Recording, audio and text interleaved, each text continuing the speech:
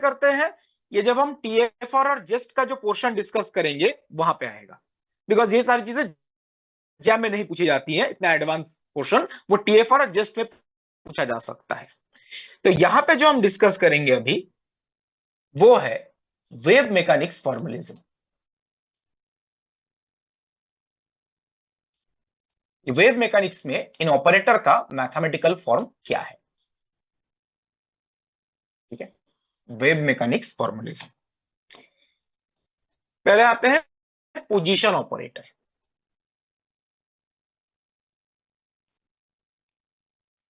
थोड़ा सा classical mechanics से रिलेट करके इन ऑपरेटर को लिखते हैं। इन क्लासिकल थ्योरी अगर आपको पूछा जाए किसी पार्टिकल का पोजीशन बताना है इन कार्टेशियन कोऑर्डिनेट, तो आपको कितने कोऑर्डिनेट्स चाहिए उस पार्टिकल का पोजीशन बताने के लिए? एक्स वाई जेड, ठीक है। तो यहां पे क्या किया जाता है, एक्स वाई जेड कोऑर्डिनेट के कॉरिस्पॉन्डिंग 3 ऑपरेटर डिफाइन कर देते हैं, x cap, y cap, z cap. X cap is the operator corresponding to x position of the particle or x coordinate of the particle, and y cap is the operator corresponding to y coordinate, and z cap is the operator corresponding to z coordinate। तो 3 coordinate है x y z, उन तीनों का corresponding 3 operators हो गए, ठीक है।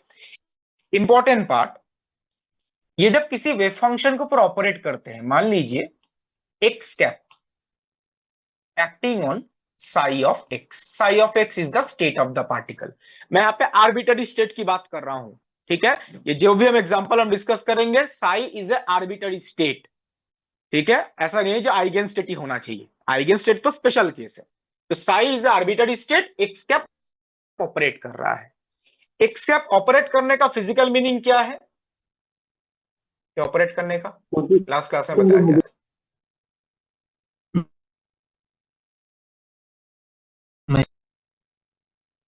right? It is the act of measurement of which physical quantity? Position. This is the act of measurement corresponding to position. तो x कैप जब ऑपरेट करता है, सिंपल क्या होगा, इस वेव फंक्शन के साथ x मल्टीप्लाई हो जाएगा, सिंपल x मल्टीप्लाई, जैसे y कैप है तो y मल्टीप्लाई हो जाएगा। तो इसका मैथमेटिक्स इस तरीके का है। या मान लीजिए कोई फंक्शन ऑफ x कैप है, ऐसा भी ऑपरेटर हो सकता है ना, फंक्शन ऑफ x कैप, उसको अगर आप psi ऑफ x के ऊपर ऑपरेट करते हैं तो सिंपल क्या होगा, f of x will be multiplied with psi of x। तो x कैप या x कैप का कोई फंक्शन ऑपरेट करने का मतलब है सिंपल मल्टीप्लीकेशन हो जाएगा। सेम प्रॉपर्टी y कैप और z कैप के लिए भी ट्रू है। Second, linear momentum operator.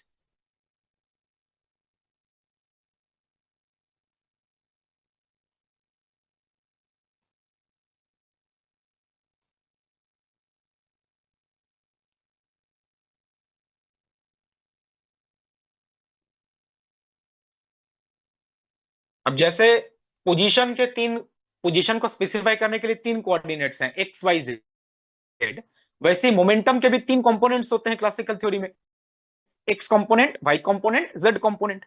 तो तीनों के कॉरिस्पॉन्डिंग ऑपरेटर डिफाइन किया जाता है। देखिए, P x cap, P y cap, P z cap. तो P x cap is equal to minus iota H cut del del x, P y cap is equal to minus iota H cut del del y, and pz minus iota h cut del del z। अब यहां पे obvious है question आएगा, जो momentum operator ऐसा ही दिखेगा, इसके बारे में आइडिया कहां से लगा? ऐसा तो नहीं है जो सडनली किसी के दिमाग से आया और डेरिवेटिव के फॉर्म में लिख दिया, कुछ ना कुछ हिंट तो मिलना चाहिए, सब सब्जेक्ट ऐसे लिखा गया है, उसके बारे में भी डिस्कस कर रहे हैं। जो मोमेंटम ऑपरेटर इसी फॉर्मेट का देखने का होगा, ये आइडिया कैसे लगा, ठीक है, या ये ऑपरेटर मोमेंटम के बारे में ही इंफॉर्मेशन देगा, ये आप वेरीफाई कैसे कर सकते हो, ठीक है। तो these are momentum operators corresponding to x component, y component, z component. अगर हम थ्री डायमेंशन की बात करें, इसमें लगेगा पी वेक्टर।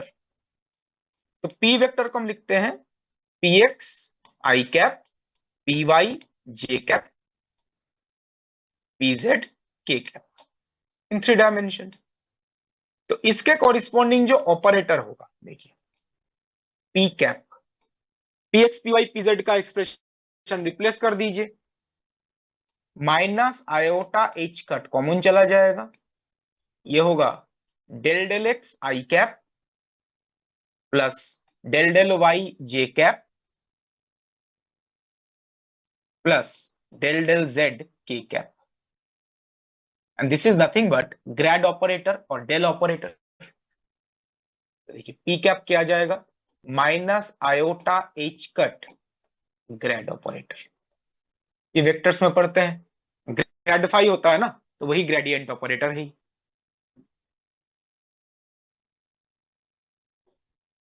अब इंपॉर्टेंट पार्ट है, ये लीनियर मोमेंटम ऑपरेटर जब ऑपरेट करेगा, जैसे देखो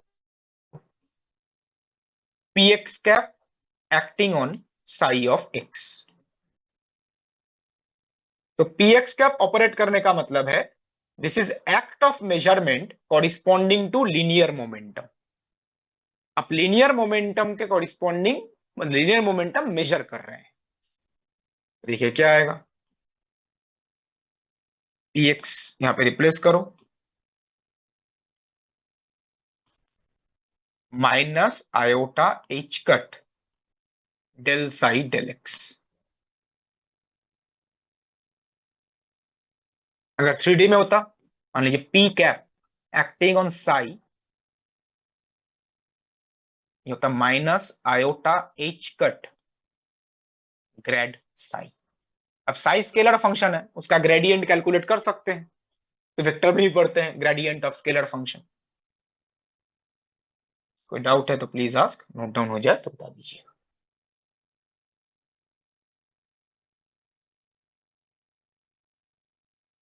सर वाई कैप के लिए कैसे होगा, वाई पोजीशन होगा? मल्टीप्लाई हो जाएगा, तब साई भी वाई पे डिपेंड करेगा ना। अगर सर वाई कैप और साई एक्स होता तो जीरो हो जाते हाँ। बिल्कुल, अगर हम साई एक्स की बात कर रहे हैं मतलब पार्टिकल एक्स एक्सिस का मूव कर रहा है, तो उसका वाई कोऑर्डिनेट का सच कोई मतलब नहीं है, sir y coordinate will be zero. हाँ बताइए। सर ये जो कैप का जो साइन है ऑपरेटर के लिए वो जो हम यूनिट वेक्टर के लिए लगाते हैं वो लाइक सेम है या? नो नो अलग है वो, मतलब ओके। देखने में सेम ही है, मल्टीपल देखने में सेम ही है, ठीक है, लेकिन I cap is not a operator.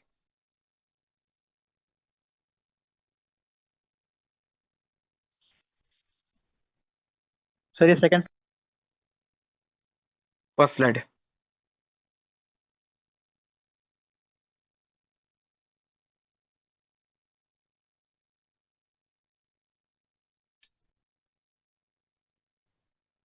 Sir three D के लिए I cap J cap K cap भी लिखेंगे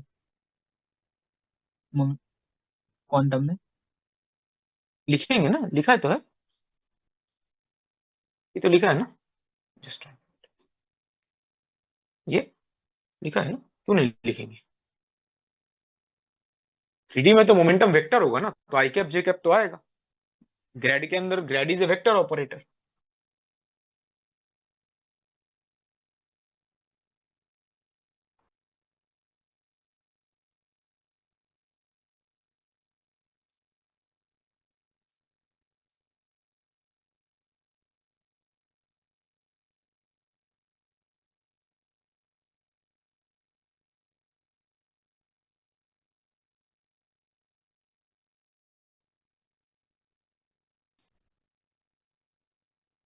बिल्कुल। तो मैं आगे प्रोसीड कर रहा हूं।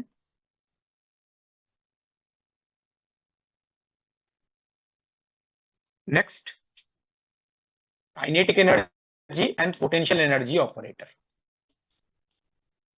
पहले काइनेटिक एनर्जी ऑपरेटर।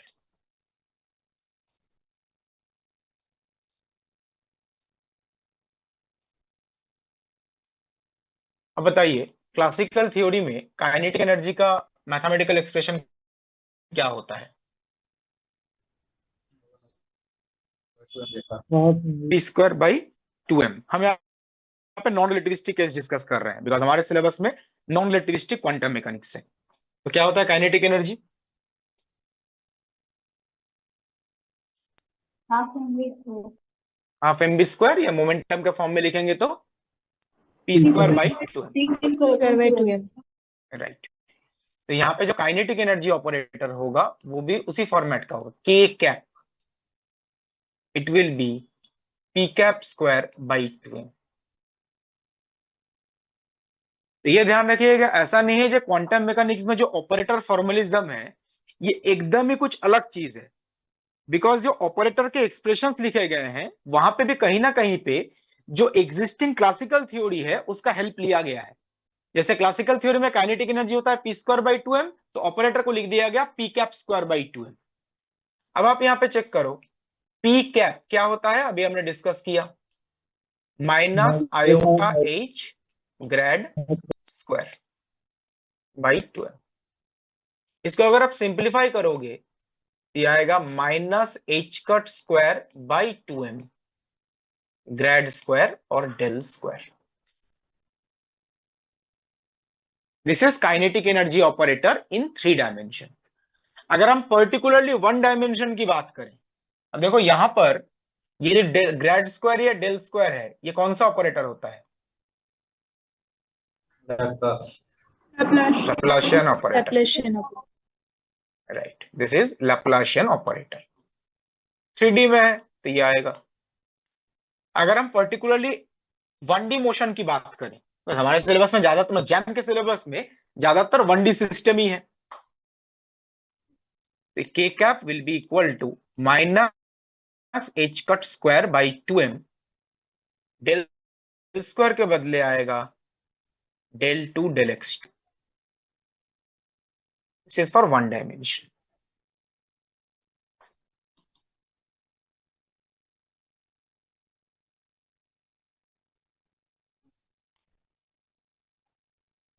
ठीक है। Then potential energy operator.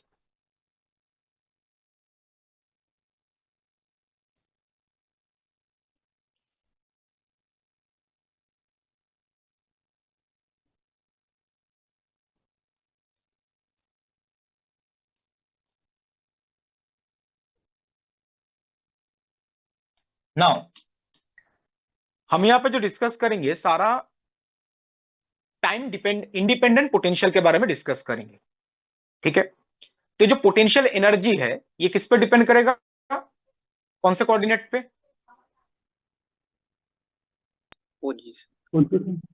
Position operator. तो वी कैप ये बेसिकली पोजीशन ऑपरेटर का फंक्शन होगा। सिंपली दिस, मतलब उनको एक्स कैप वाई कैप के फॉर्म में ही लिखा जाएगा। जैसे अगर हम हार्मोनिक ऑसिलेटर की बात करें, अब simple harmonic motion classical theory में पढ़ा होगा आप लोगों ने, उसमें पोटेंशियल एनर्जी क्या होता है सिंपल हार्मोनिक ऑसिलेटर? 1/2 के एक्स स्क्वायर। 1/2 के एक्स स्क्वायर। इसके कॉरिस्पॉन्डिंग जब हम ऑपरेटर लिखेंगे v cap, it will be a function of x cap. लिखेंगे 1/2 के एक्स स्क्वायर के बदले x cap square. Same expression, just x के बदले आ जाएगा एक्स कैप। क्लियर है पॉइंट?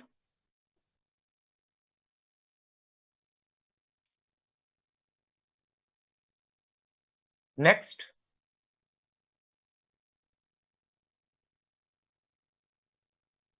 एनर्जी ऑपरेटर और is also known as Hamiltonian operator।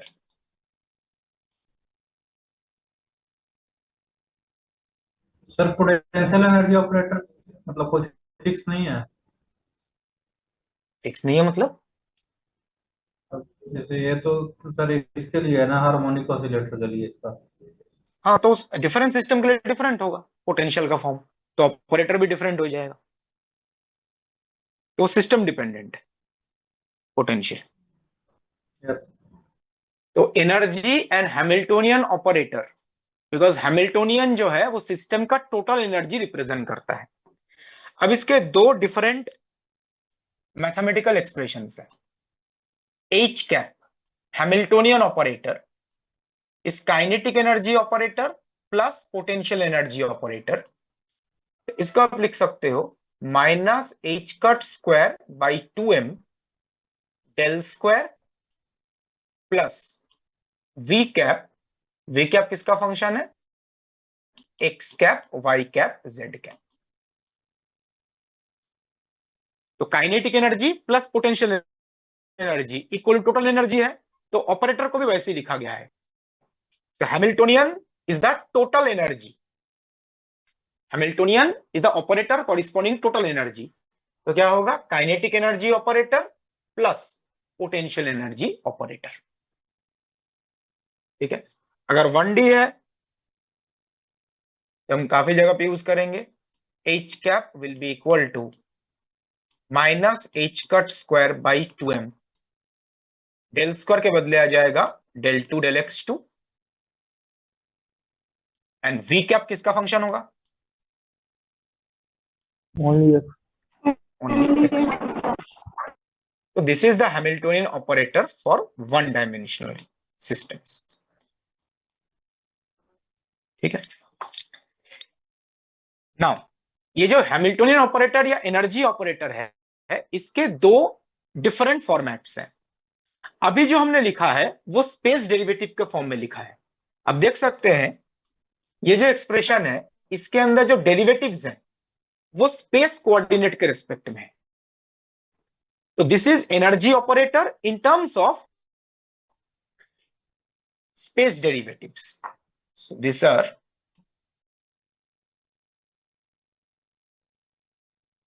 energy operator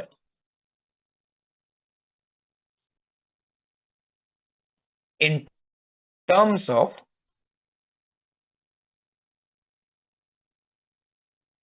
space derivatives.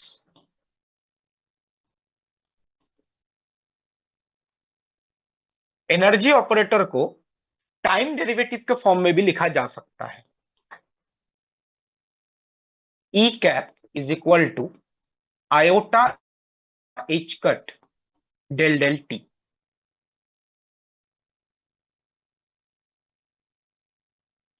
तो एनर्जी ऑपरेटर को स्पेस डेरिवेटिव के फॉर्म में भी लिख सकते हैं, टाइम डेरिवेटिव के फॉर्म में भी लिख सकते हैं। यह ध्यान रखिएगा, आप स्पेस डेरिवेटिव वाला फॉर्मेट यूज करो या टाइम डेरिवेटिव वाला फॉर्मेट यूज करो, दोनों से एनर्जी के बारे में जो इंफॉर्मेशन मिलेगा वो सेम होगा। ऐसा नहीं कोई अलग अलग इंफॉर्मेशन मिलेगा, सिर्फ मैथमेटिकल एक्सप्रेशन दोनों का डिफरेंट है। तो this is energy operator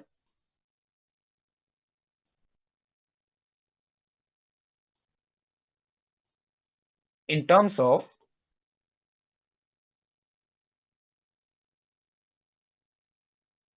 time derivative. These are basically two alternate mathematical expressions, दोनों से पार्टिकल के एनर्जी के बारे में जो इंफॉर्मेशन मिलता है वो सेम ही मिलेगा।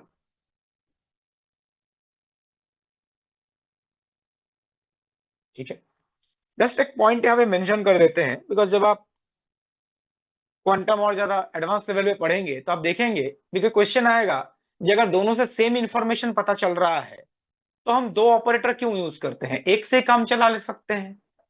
अगर कोई अलग इंफॉर्मेशन मिलता तो अलग बात थी, दोनों से हमें एनर्जी के बारे में सेम इंफॉर्मेशन मिलता है तो एक ऑपरेटर के दो फॉर्मेट यूज करने का जरूरत क्या है? इसका आंसर ये है, आप यहां पे चेक करो, ये जो हैमिल्टोनियन का एक्सप्रेशन है इसमें टाइम का कोई डिपेंडेंसी नहीं है। तो नॉर्मली अगर हमें किसी सिस्टम का एनर्जी कैलकुलेट करना है, किसी सिस्टम का टोटल एनर्जी कैलकुलेट करना है और क्वेश्चन में टाइम का कुछ भी नहीं गिवन है, टाइम इंडिपेंडेंट इंफॉर्मेशन है, तो नॉर्मली ये यूज किया जाता है। रिपीटिंग, एक क्वेश्चन है जिसमें आपको energy of the system calculate करना है, और क्वेश्चन में जो भी इंफॉर्मेशन गिवन है उसमें टाइम का कोई मेंशन है ही नहीं। क्वेश्चन में टाइम डिपेंडेंट इंफॉर्मेशन कुछ भी नहीं है, all information are time independent. उस केस में हम इस ऑपरेटर का यूज करते हैं to calculate energy of the particle. और अगर क्वेश्चन में ऐसा कोई इंफॉर्मेशन गिवन है जो टाइम डिपेंडेंट है, उस केस में हम इससे भी पता लगा सकते हैं energy. It is basically depends on आपके पास क्या इंफॉर्मेशन अवेलेबल है।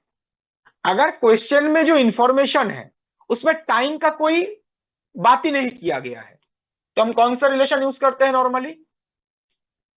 ये ऊपर वाला, जिसमें स्पेस डेरिवेटिव है।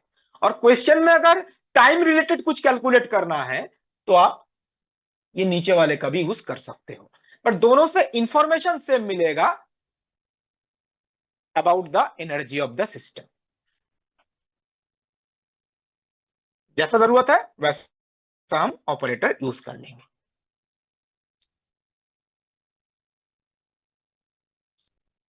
नोट डाउन होया तो बता दीजिएगा, कोई क्वेश्चन है तो प्लीज आस्क।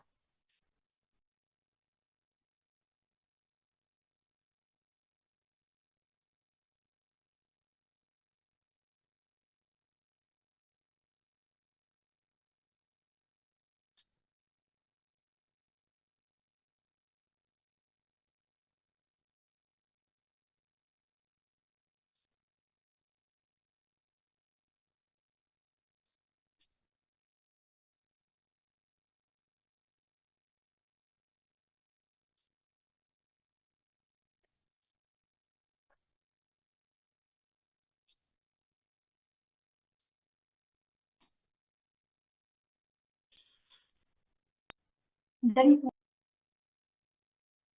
एवरीवन? सर अगर दोनों कंपोनेंट प्रेजेंट हो फंक्शन में टाइम और स्पेस के, तो फिर उसके लिए कौन सा ऑपरेटर यूज करेंगे? दोनों यूज कर सकते हो, कोई दिक्कत नहीं। एक कांस्टेंट होगा उसके लिए? कांस्टेंट क्यों होगा? मतलब जैसे पार्शियल टाइम, डेरिवेटिव, जगह आप टाइम के रेस्पेक्ट में डेरिवेटिव लेते हो तो एक्स वाले पार्ट को कांस्टेंट ट्रीट करना होगा, वैसे पार्शियल डेरिवेटिव है। मतलब सारे पार्शियल डेरिवेटिव के रूल्स इस पे अप्लाई होंगे ना? बिल्कुल बिल्कुल बिल्कुल। अब आप देखो, जो काइनेटिक एनर्जी ऑपरेटर हमने डिस्कस किया, kinetic energy operator acting on psi of x, suppose 1D case की बात कर रहे हैं, ये आएगा -h² del 2 Sai del x2। Partial derivative यहां पे इंपॉर्टेंट इसलिए है, साई किसका फंक्शन होता है इन जनरल?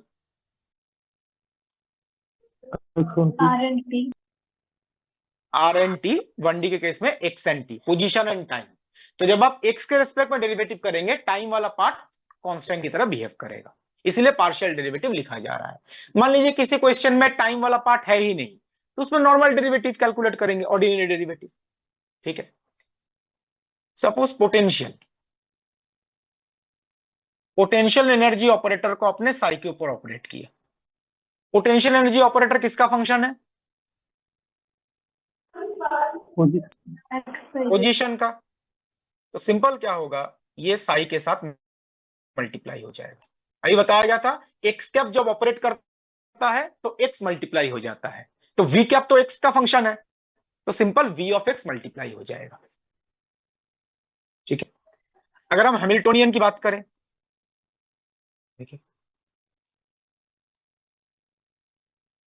हैमिल्टोनियन में पहला part -h² del 2 psi del x2, this is the kinetic energy part.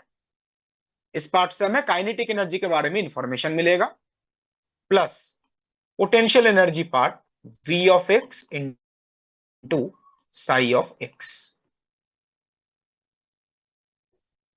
तो यहां से हमें क्या मिलेगा, इंफॉर्मेशन ऑफ काइनेटिक एनर्जी। इसके अंदर काइनेटिक एनर्जी ऑपरेटर था, इंफॉर्मेशन अबाउट काइनेटिक एनर्जी। जो सेकंड पार्ट है जिसमें पोटेंशियल एनर्जी ऑपरेटर था, इससे हमें मिलेगा इंफॉर्मेशन अबाउट पोटेंशियल एनर्जी। दोनों को ऐड करेंगे तो आपको टोटल एनर्जी मिल जाएगा, टोटल एनर्जी के बारे में इंफॉर्मेशन। ठीक है, अब एनर्जी ऑपरेटर का और एक फॉर्मेट भी बताया गया था टाइम के साथ।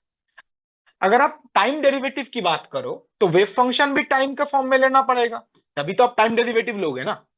तो देखो, energy operator operating on Sai, Sai is a function of x and T.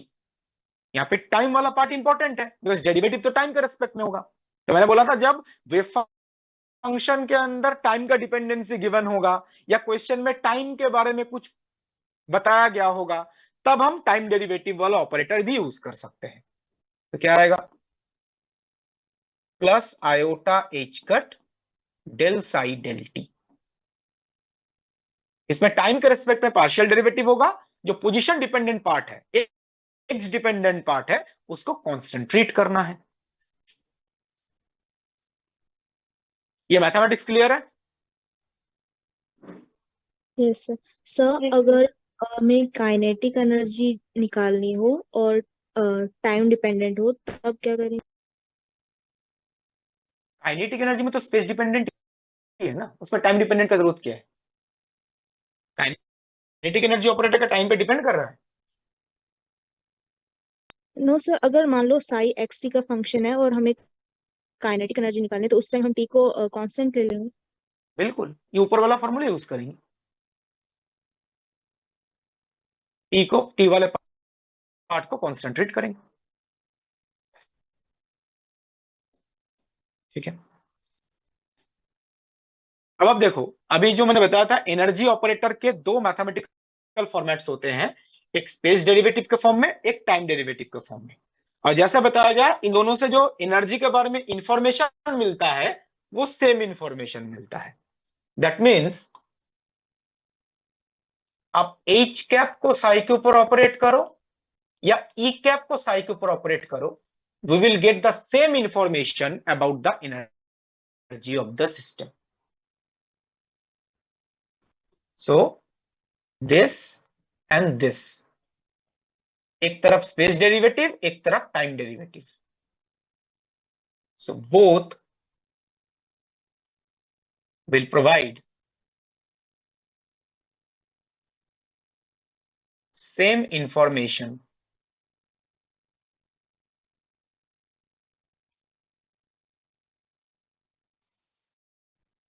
about energy of the system, energy of the particle. H cap psi is equal to E cap psi.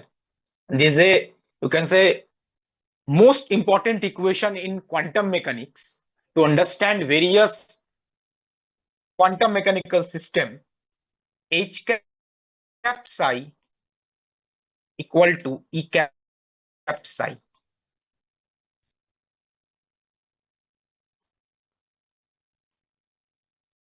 This is the most general form of Schrödinger equation, most general form.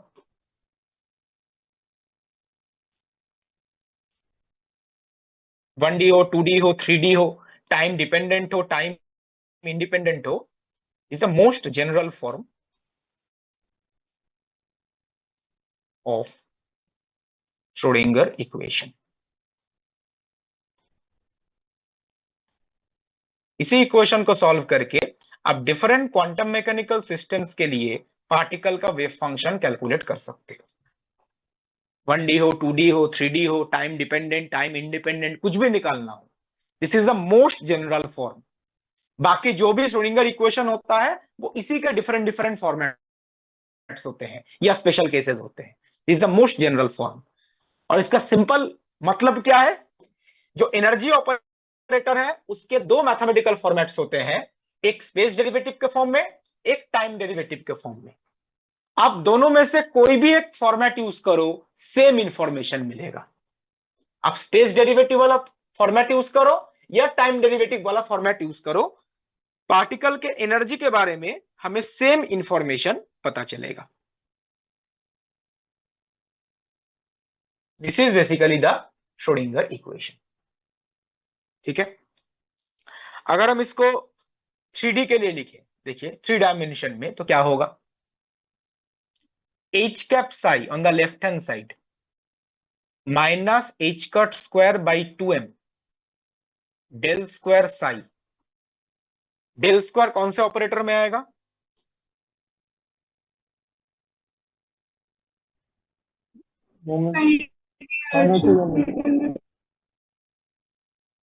Kinetic energy operator, plus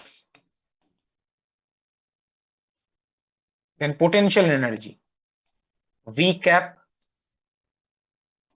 basically operate होने के बाद v which is a function of x y z acting on psi, और right hand side e cap psi. E cap के बदले आप लिख सकते हो iota H cut del psi del t. This is the general form of a time dependent Schrodinger equation. So this is time dependent, because यहाँ पे time derivative भी आ रहा है, Schrodinger equation in 3 dimension.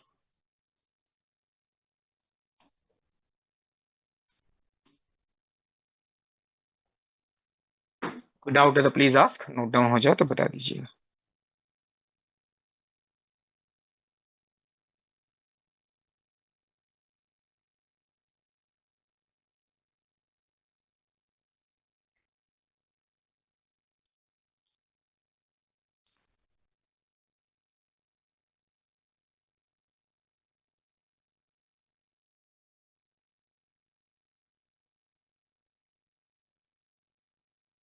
Sir बताइए। Class के and में से एक डिस्कशन होगा ना? हम्म,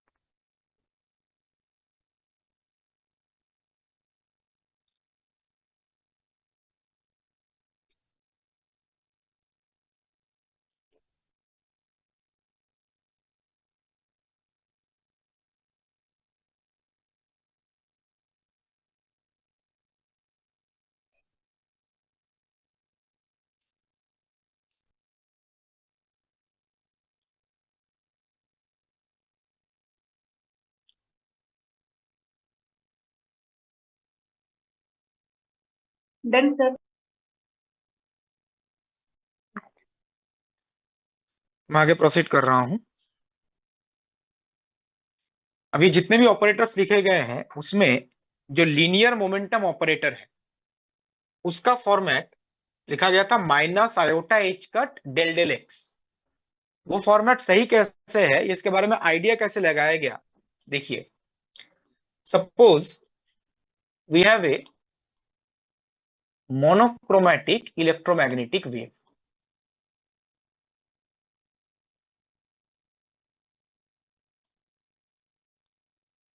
मोनोक्रोमैटिक मतलब सिंगल फ्रीक्वेंसी सिंगल वेवलेंथ। ठीक है, तो इसके कॉरिस्पॉन्डिंग अगर आप वेव फंक्शन लिखते हो साई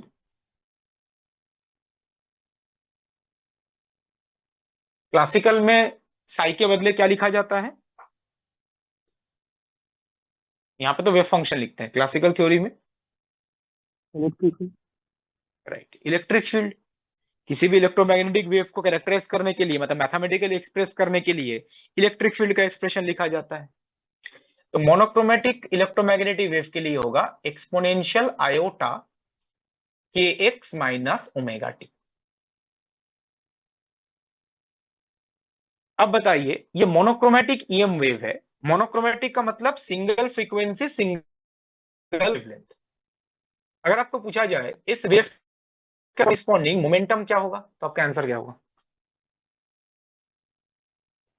कट के equal right h by lambda या h कट के, ये लिख सकते हैं।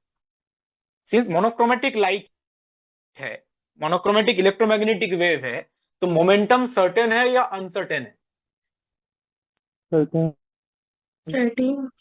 सर्टेन है, बिकॉज मोनोक्रोमेटिक का मतलब लैम्डा का फिक्स्ड वैल्यू है, लैम्डा फिक्स्ड है तो मोमेंटम भी फिक्स्ड होगा, तो मोमेंटम सर्टेन है।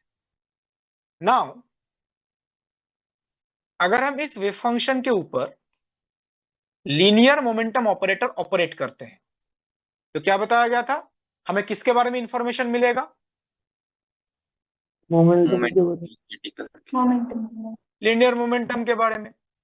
ठीक है, तो देखिए minus iota H cut del psi del x. Always partial derivative लिखने का प्रैक्टिस कीजिएगा, because psi is a function of position and time. हो सकता है किसी क्वेश्चन में टाइम वाला पार्ट ना रहे, बट इन जनरल इनको पार्शियल डेरिवेटिव में लिखने की कोशिश कीजिएगा। ठीक है, तो देखिए क्या आ रहा है, minus iota H cut psi का पार्शियल डेरिवेटिव एक्स के रेस्पेक्ट में, टाइम वाले पार्ट को फिक्स्ड मतलब कांस्टेंट रखना है। तो एक्सपोनेंशियल का derivative exponential, and then chain rule, iota के एक्स माइनस ओमेगा टी का डेरिवेटिव क्या आएगा? के आयोटा के आयोटा के टाइम वाला पार्ट डेरिवेटिव 0 हो जाएगा। ठीक है, अब आप मल्टीप्लाई करके देखो, यहां पर माइनस आयोटा एच कट है और यहां पे आयोटा के है। Yes, multiply this to, H cut K into A into E to the power iota के एक्स माइनस ओमेगा टी। तो देखो हमने स्टार्ट कहां से किया था, P x cap operating on psi और इक्वल टू आ गया H cut K into Sai.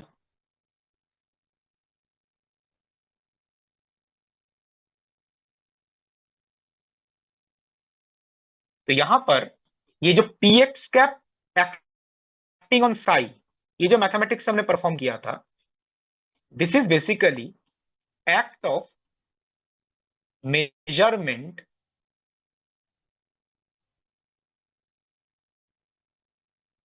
of linear momentum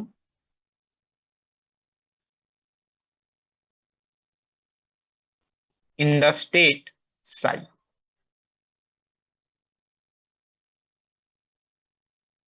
Sai state के लिए लीनियर मोमेंटम का मेजरमेंट है ये बेसिकली।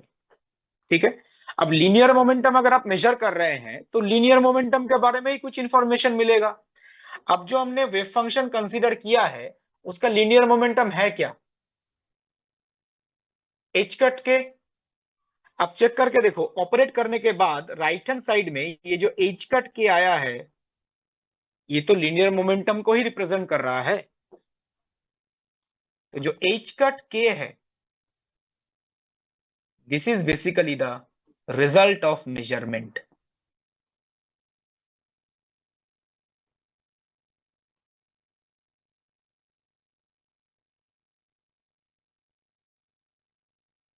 तो गिवन वेव फंक्शन के ऊपर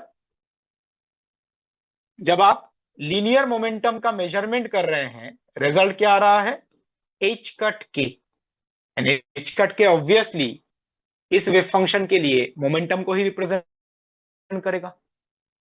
तो यहां से आप श्योर हो सकते हैं ये जो इसके पहले px का फॉर्मेट लिखा गया था वो मोमेंटम के बारे में ही इंफॉर्मेशन दे रहा है।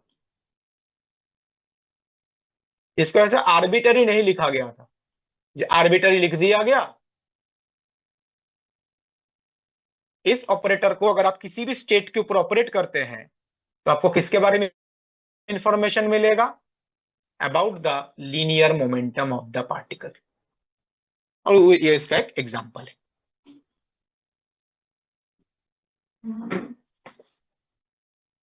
कोई डाउट है तो प्लीज आस्क।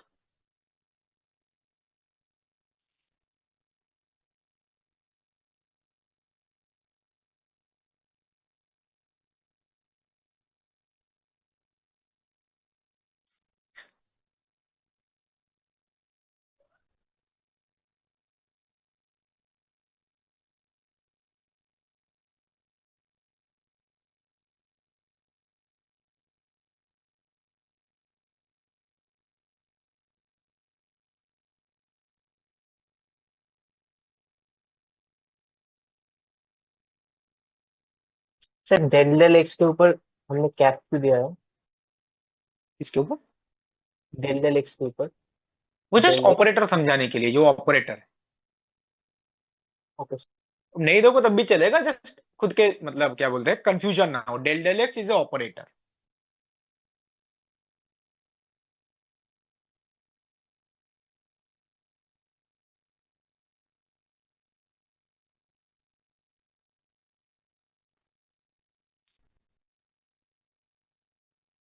ये एक प्रैक्टिस रखिएगा क्वांटम मैकेनिक्स में, अदरवाइज ना कभी कभी कंफ्यूजन होता है नोटेशन का। ऑपरेट होने के पहले ये कैप साइन यूज कीजिएगा, ऑपरेट होने के पहले। ऑपरेट होने के बाद यूज करने का जरूरत नहीं है। जैसे यहाँ पे डेल डेल एक्स जो है ये तो ऑपरेट नहीं हुआ है ना, इसलिए मैंने यहाँ पे कैप साइन दिया है। ऑपरेट होने के बाद डेल साई डेल एक्स है, यहां पे कैप साइन देने का कोई जरूरत नहीं। ऑपरेट होने के पहले कैप साइन दीजिएगा, ऑपरेट होने के बाद कैप साइन देने का जरूरत नहीं है। बिकॉज ऑपरेट होने के बाद ये जो है ये ऑपरेटर है या फंक्शन है? फंक्शन। फंक्शन। और ये ऑपरेटर। ऑपरेट होने के बाद भी फंक्शन ही आएगा, तो उसमें कैप साइन देने का जरूरत नहीं है। तो कभी कभी क्या होता है ना क्वांटम मैकेनिक्स में, जब आप कोई क्वेश्चन सॉल्व करते हैं, मैंने देखा है कभी कभी स्टूडेंट फंक्शन और ऑपरेटर में कंफ्यूज कर देते हैं। है ऑपरेटर बट उसमें फंक्शन के प्रॉपर्टीज यूज करना शुरू कर देते हैं, फंक्शन के जो मैथमेटिक्स है वो यूज करना शुरू कर देते हैं। तो बेटर है ऑपरेट होने के पहले ऑपरेटर साइन का यूज कीजिए, कैप साइन। और ऑपरेट होने के बाद तो फंक्शन आएगा, कैप साइन यूज करने का जरूरत नहीं है।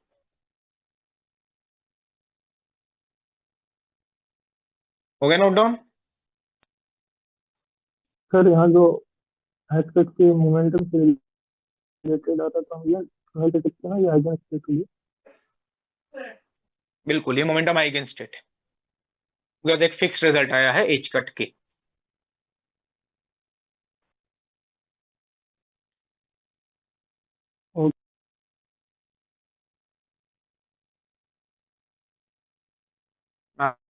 आगे प्रोसीड कर रहा हूं।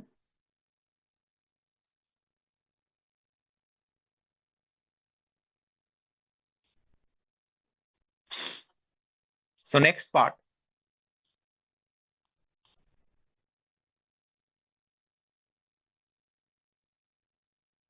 Eigen values end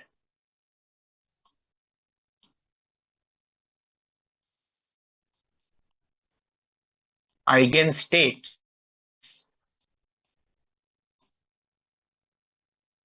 of operators.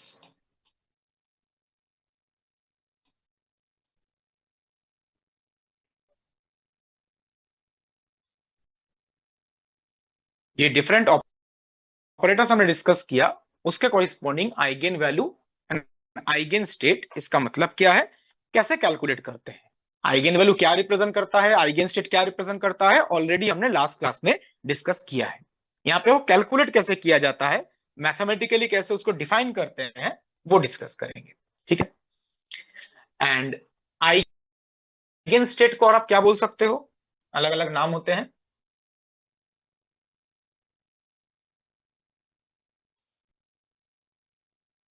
Eigen vector,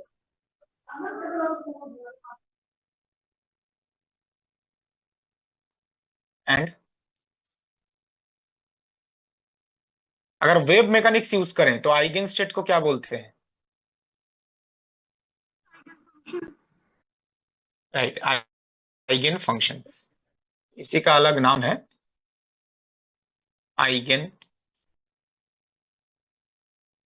function. और दूसरा नाम जो मैट्रिक्स मैकेनिक्स में यूज होता है वो है eigen vector. Eigen function, eigen vector, eigen state same चीज है। आइगन फंक्शन वेव मैकेनिक्स में यूज होता है, वेव मैकेनिक्स में हम फंक्शन की बात करते हैं, और आइगन वेक्टर मैट्रिक्स मैकेनिक्स में यूज होता है। उस मैट्रिक्स मैकेनिक्स में हम केट वेक्टर की बात करते हैं। ठीक है। Now eigen value, eigen function define कैसे करते हैं, देखिए। If a cap is some operator operates on some state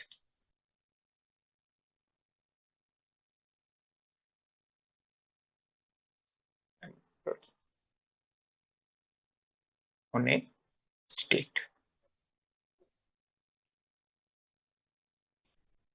अब स्टेट बोला गया है तो ये वेव मैकेनिक्स में होगा, तो इसको लिखेंगे साई ऑफ एक्स, और मैट्रिक्स मैकेनिक्स में होगा तो लिखेंगे ket psi. If operator A cap operates on a state psi of x और ket psi and produces same state,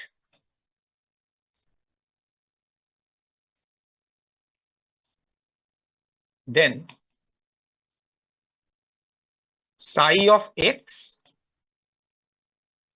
or ket psi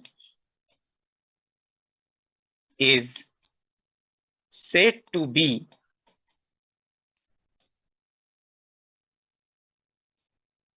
an eigenstate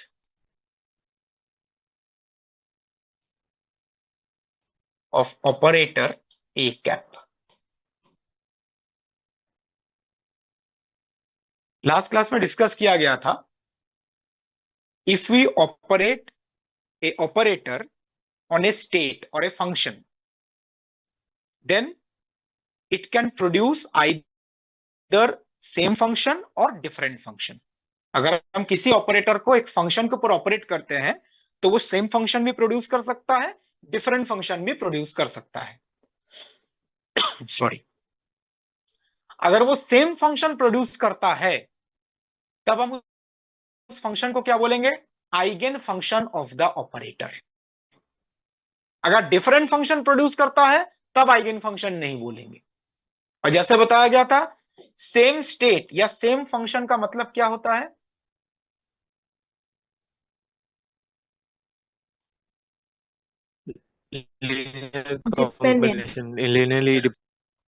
linearly dependent state.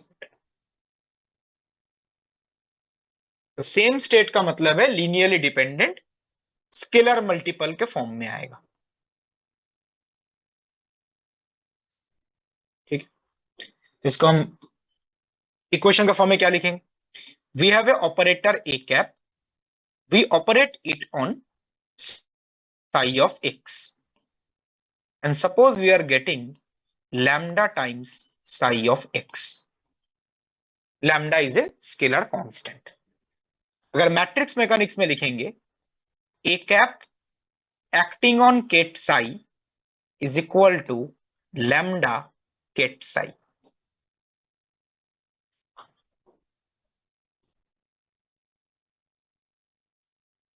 तब देख सकते हो ऑपरेट करने के बाद भी सेम फंक्शन या सेम वेक्टर आया है। ऑपरेट करने के पहले क्या था, साई ऑफ एक्स और केट साई। ऑपरेट करने के बाद क्या आया, lambda psi of x, lambda ket psi. Lambda तो कांस्टेंट है, स्केलर मल्टीपल होने का मतलब सेम स्टेट ही होगा। तो अगर ऐसा इक्वेशन सेटिस्फाई करता है, इन दैट केस हम क्या बोल सकते हैं, साई ऑफ एक्स और ket psi is an eigenstate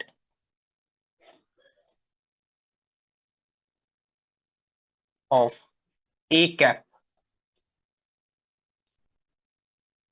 corresponding to eigenvalue lambda।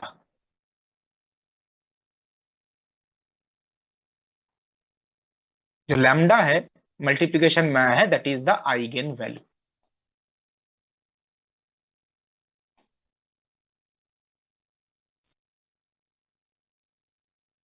कोई डाउट है तो please ask.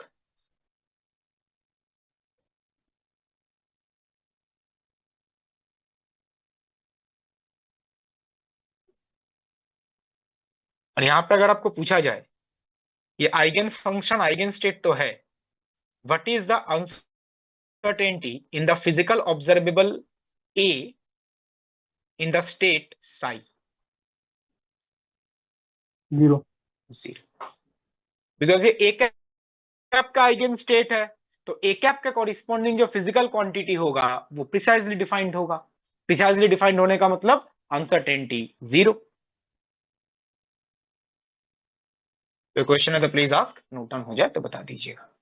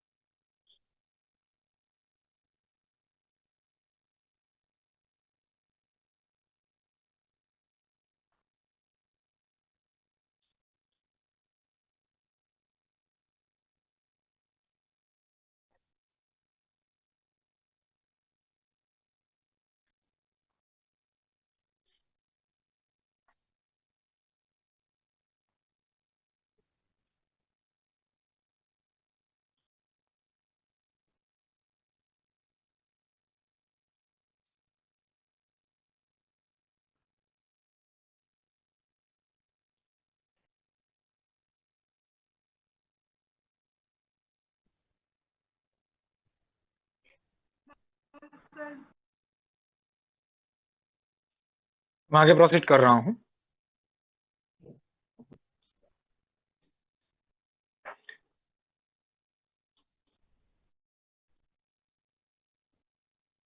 Examples. Suppose we have two operators. A cap is first order derivative operator and B cap is second order derivative operator. And we have two functions, psi1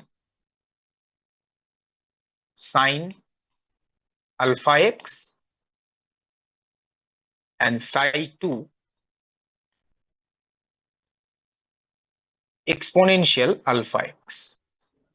Alpha is some constant. आपको check करना है ये psi1 psi2 a cap b cap का eigen state है या नहीं है। ऐसा क्वेश्चन फ्रेम किए जा सकते हैं जब आपको क्वेश्चन में एक ऑपरेटर दिया रहे, चार ऑप्शन में चार फंक्शंस देके रखे हैं, पूछा गया कौन सा फंक्शन गिवन ऑपरेटर का आइगेन फंक्शन होगा। आपको जस्ट क्या करना है, जो ऑपरेटर है उसको फंक्शन के ऊपर ऑपरेट कर देना है। अगर सेम फंक्शन आया तो आइगन फंक्शन होगा, सेम फंक्शन नहीं आया, कोई अलग फंक्शन आ गया तो आइगन फंक्शन नहीं होगा। सिंपल। जैसे देखो, A cap acting on psi one,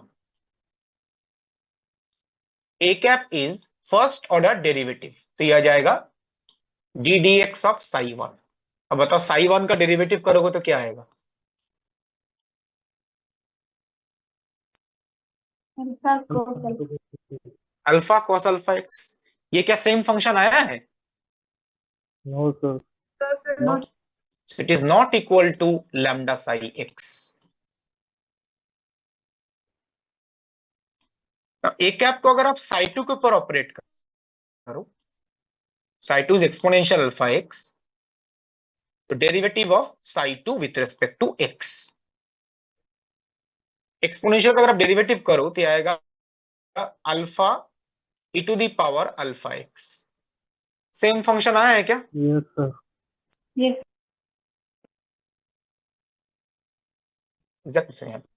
psi one और साई टू सेम फंक्शन आया है। यहाँ पे आइगन वैल्यू क्या आया है? अल्फा। अल्फा। अल्फा। ठीक है, तो इस कैलकुलेशन से हम बोल सकते हैं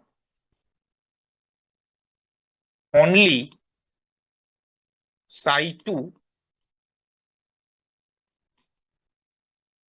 is an eigenfunction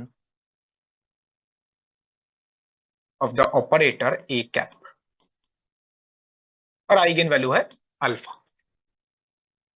similar calculation अगर आप बी कैप के लिए करते हो, अब देखो बी कैप में दोनों आइगन फंक्शंस होंगे, b cap acting on psi one, b cap है सेकेंड ऑर्डर डेरिवेटिव ऑपरेटर, तो second order derivative of psi one operate करेंगे तो साई वन है साइन अल्फा एक्स, दो बार डेरिवेटिव करेंगे तो क्या आएगा? Minus alpha square sine alpha. Right, minus alpha square into sine alpha x. अब देखो सेम फंक्शन आ रहा है, साथ में तो कांस्टेंट है ना एक, तो this is lambda times psi one and b cap को अगर आप साई टू के ऊपर ऑपरेट करो तो साई टू का दो बार डेरिवेटिव, एक्सपोनेंशियल फंक्शन का दो बार डेरिवेटिव करेंगे तो क्या आएगा? अल्फा स्क्वायर ए की power alpha x. Alpha square e to the power alpha x. यहां पर भी सेम फंक्शन आ रहा है। अब दोनों में आइगन वैल्यू अलग अलग होगा because both are independent operators. तो अब देख सकते हो साई वन के केस में आइगन वैल्यू कितना आया? माइनस अल्फा स्क्वायर, और साई टू के लिए आइगन वैल्यू कितना आया? Plus alpha square. तो यहां से हम बोल सकते हैं in this case psi one psi two both are eigen functions, both psi one and psi 2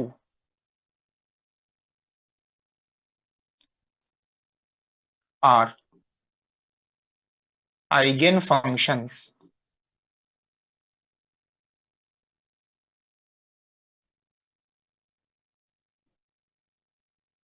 of B cap। कोई डाउट है तो प्लीज आस्क, नोट डाउन हो जाए तो बता दीजिए।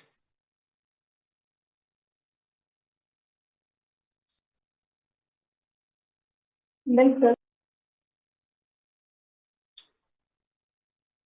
Everyone done? Sir 1 minute.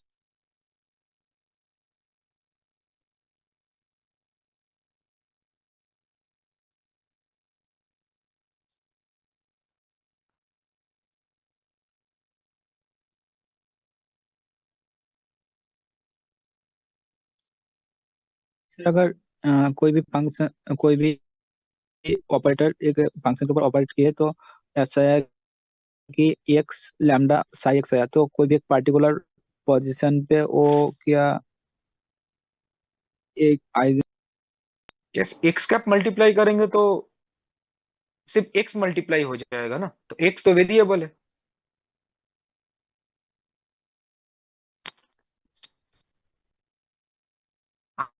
Eigen state कभी पर्टिकुलर पोजीशन पे नहीं होता है।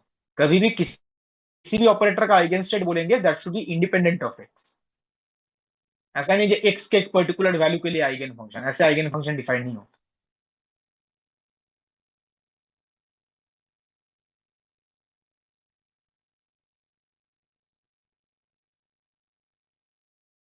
Done everyone? Yes sir. yes sir. जैसे पहले भी एक बार बताया गया था, जो position eigen state and momentum eigen state होता है उनका फॉर्मेट फिक्स्ड होता है। मतलब कोई भी क्वांटम मैकेनिकल सिस्टम लीजिए, position eigen state, momentum eigen state का मैथमेटिकल फॉर्म फिक्स्ड रहता है, ठीक है। बट जो एनर्जी आइगन स्टेट है उसका डिफरेंट डिफरेंट फॉर्म हो सकता है, वो डिपेंड करता है कौन सा क्वांटम मैकेनिकल सिस्टम में पार्टिकल है। तो जैसे अगर हम पहले पोजीशन आइगन स्टेट की बात करें,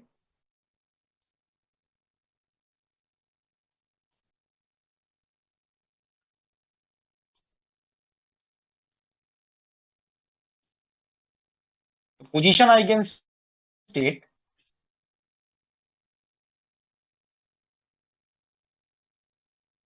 इसका फॉर्मेट बताया गया था, some constant into Dirac delta x minus x not.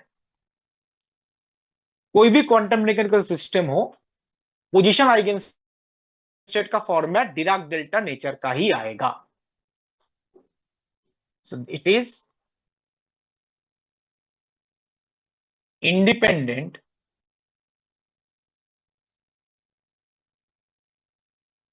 of the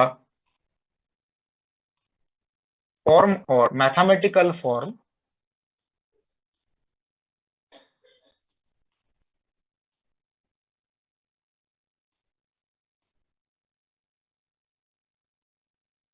of potential v of x। Quantum में जब हम पोटेंशियल वर्ड यूज करते हैं, इसका बेसिकली मतलब है it is the potential energy.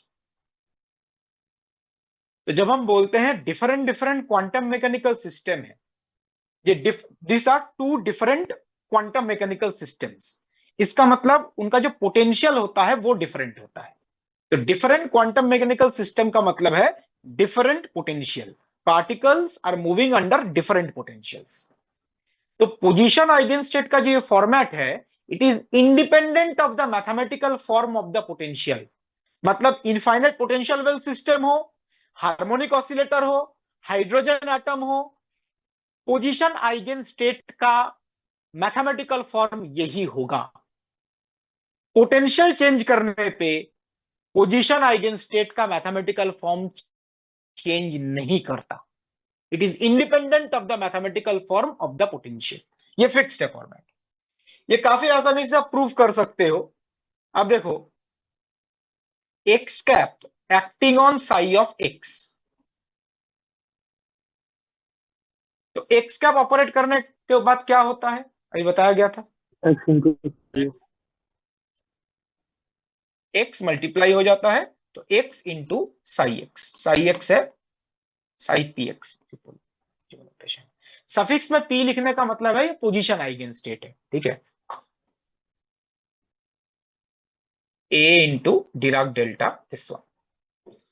Now if you remember, हम लोगों ने डिराक डेल्टा फंक्शन में एक प्रॉपर्टी पढ़ा था, g of x into Dirac delta x minus x naught equal to क्या लिख सकते हैं? g of function की value into x naught delta x minus x naught. g at x naught into Dirac delta x minus x not. So this is a very important property related to Dirac delta function। इसको आप यहां पे use करो। g of x के बदले है ये, this is g of x into Dirac delta. तो बताइए इक्वल टू आप क्या लिख सकते हो? X not A Derived delta x minus x naught. Right, ax के बदले ax नॉट आ जाएगा, जस्ट हमने ये प्रॉपर्टी यूज कर दिया, g ऑफ x के बदले g ऑफ x नॉट। अब यहां पे नोटिस करो, आपने x कैप को साई पी के ऊपर ऑपरेट किया था, सेम फंक्शन आ रहा है, डिफरेंट फंक्शन आ रहा है? Same Same. फंक्शन। एंड साथ में जो ये x नॉट है, ये बेसिकली क्या है?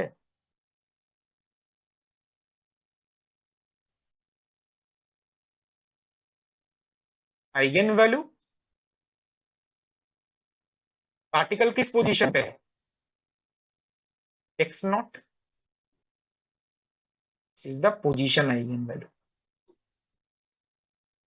तो देखिए, आपने स्टार्ट कहां से किया था? स्टार्ट किया था x कैप से, ऑपरेट किया आपने साई पी के ऊपर, और इक्वल टू क्या आ गया? x not Sai P. This is nothing but A eigen value equation.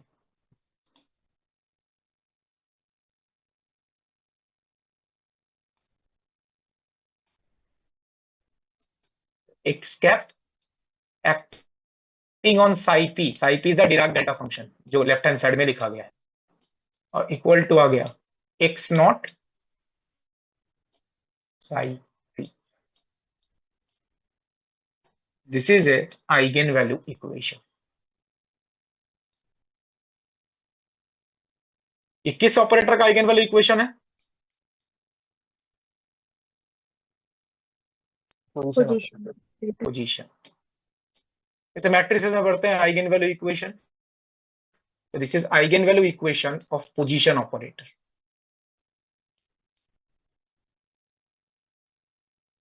आपने पोजीशन ऑपरेटर ऑपरेट किया और सेम फंक्शन आ रहा है, सेम फंक्शन आने का मतलब आइगन फंक्शन होगा ये।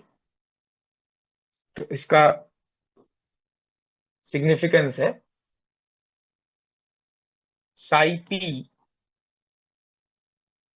That is a Dirac delta x minus x not is an eigenstate or eigenfunction of position operator corresponding to position eigenvalue x naught.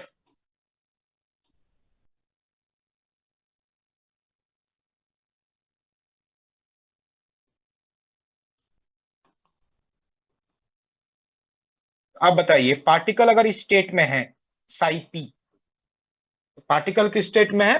Particle इस स्टेट में। ये पार्टिकल का वेव फंक्शन है। आपने पोजीशन का measurement किया तो क्या रिजल्ट आएगा?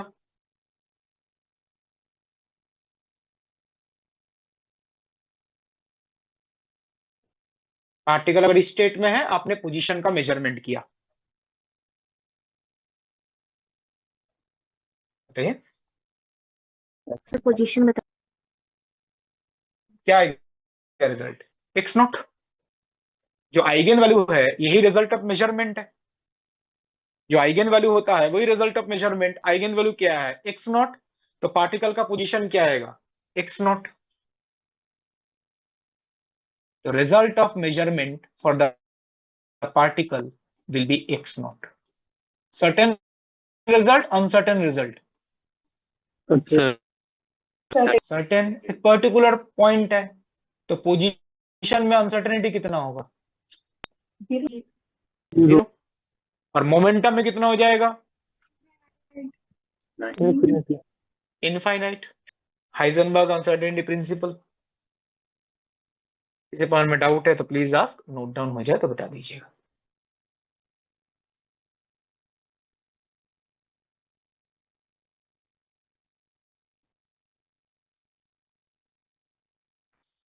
और ध्यान रखिएगा, ये जो पोजीशन आइगन स्टेट लिखा गया है डिराक डेल्टा के फॉर्म में, किसी भी प्रैक्टिकल सिस्टम में पार्टिकल कभी स्टेट में नहीं रह सकता। ये जस्ट एक मैथमेटिकल कॉन्सेप्ट है। ये mathematically this is the position eigen state. Position eigen state इस टाइप का दिखेगा। This is purely mathematical concept. किसी भी प्रैक्टिकल सिस्टम में पार्टिकल आप मतलब वेव फंक्शन को इस मतलब ये आपको ऑब्जर्व नहीं होगा, बिकॉज ये ऑब्जर्व होने का मतलब पार्टिकल का पोजीशन सर्टेन हो जाएगा। अकॉर्डिंग टू अनसर्टेनिटी प्रिंसिपल, क्या हम पार्टिकल के पोजीशन को सर्टेन बोल सकते हैं? नहीं, position is always uncertain in quantum mechanics. तो ये एक मैथमेटिकल कॉन्सेप्ट है जैसा दिखेगा, बट किसी भी फिजिकल सिस्टम में आप ऐसा वेव फंक्शन ऑब्जर्व नहीं कर सकते, बिकॉज इन वेव फंक्शंस के लिए पोजीशन अनसर्टेनिटी 0 हो जाता है, जो प्रैक्टिकली इंपॉसिबल है for microscopic objects.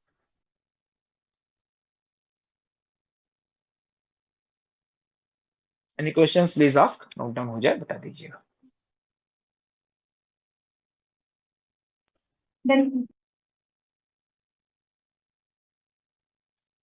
Everyone done? Sir एक बार प्रीवियस स्लाइड दिखाएं। सर ये मतलब किसी भी तरीके से पार्टिकल के डिस्ट्रीब्यूशन को नहीं बताएगा, मतलब जो प्रैक्टिकल सिस्टम है उसके लिए पॉसिबल नहीं है ऐसा डिस्ट्रीब्यूशन होना।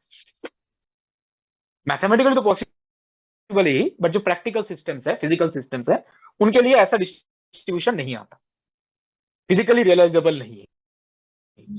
Okay sir. तो मैं आगे प्रोसीड कर रहा हूं।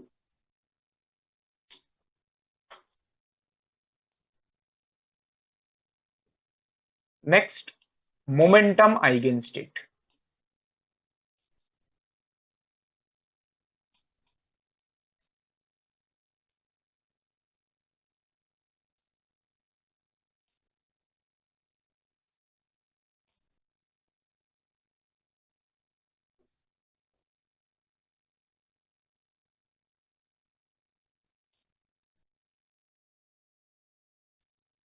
जो मोमेंटम आइगन स्टेट है psi M, suppose some constant into exponential iota p naught by h cut x। जो मोमेंटम आइगन स्टेट है उनका फॉर्मेट ऐसा ही दिखता है, and this is also independent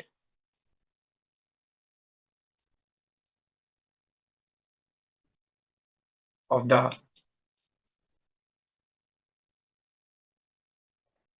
mathematical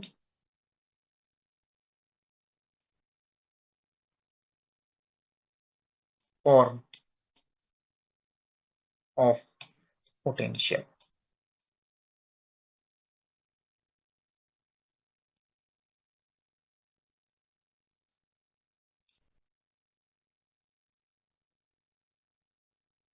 अगर आप पोटेंशियल चेंज भी करते हैं तो ये मोमेंटम आइगन स्टेट का फॉर्मेट ऐसा ही होता है, फिक्स्ड है, ये पोटेंशियल पे डिपेंड नहीं करता। ये तो काफी आसानी से चेक कर सकते हैं, इसमें डिराक डेल्टा का प्रॉपर्टी भी यूज नहीं करना पड़ेगा। जस्ट आप px का ऑपरेटर को इसके ऊपर ऑपरेट कर दो, minus iota h cut del del x of psi m। अब बताओ इसमें क्या आपको पार्शियल डेरिवेटिव लिखने का कोई जरूरत है? No sir. नो, टाइम वाला पार्ट तो है नहीं कहीं पे, बट ये प्रैक्टिस रखिए कि पार्शियल डेरिवेटिव भी लिखिए। अदरवाइज ऑर्डिनरी डेरिवेटिव में क्या होगा, टाइम वाला पार्ट होगा और आपने ऑर्डिनरी डेरिवेटिव लिख दिया तो वो गलत हो जाएगा। तो पार्शियल डेरिवेटिव ऑलवेज सही रिजल्ट देगा, कोई कंफ्यूजन नहीं होगा। तो प्रैक्टिस रखिए to write down partial derivative form, time question में दिया रहे ना दिया रहे। इसका अगर आप डेरिवेटिव करोगे, एक्सपोनेंशियल का derivative exponential iota p naught by H cut x, and chain rule, chain rule में अगर डेरिवेटिव करेंगे पावर का क्या आएगा? Iota p naught upon h. Iota p naught upon h. Just आप यहां पर माइनस आयोटा एच कट और iota p naught by h, इन दोनों का मल्टीप्लीकेशन कर दो, यह आएगा p naught into e exponential iota p naught by h into x. अब बताइए सेम फंक्शन आ रहा है डिफरेंट फंक्शन आ रहा है? सेम। और साथ में जो ये कांस्टेंट है this is the momentum eigen value. जैसे आपने पी एक्स ऑपरेट किया था तो रिजल्ट भी तो मोमेंटम को ही रिप्रेजेंट करेगा। This is the momentum eigen value.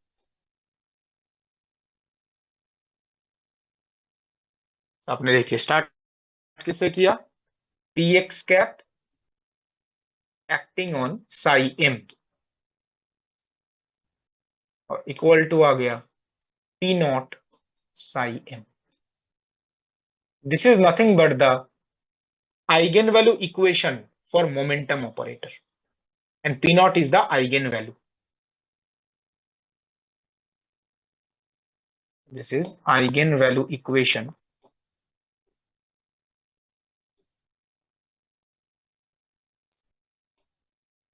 for linear momentum operator.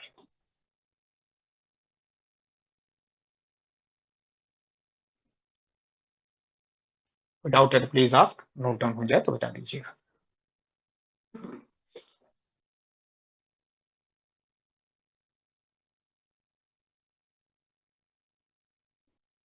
इसमें जब आप पार्टिकल का मोमेंटम मेजर करोगे क्या रिजल्ट आएगा? P not. P not. और मोमेंटम में अनसर्टेनिटी कितना होगा? 0। Delta P 0। Because fixed value result is P naught. The uncertainty in momentum will be 0.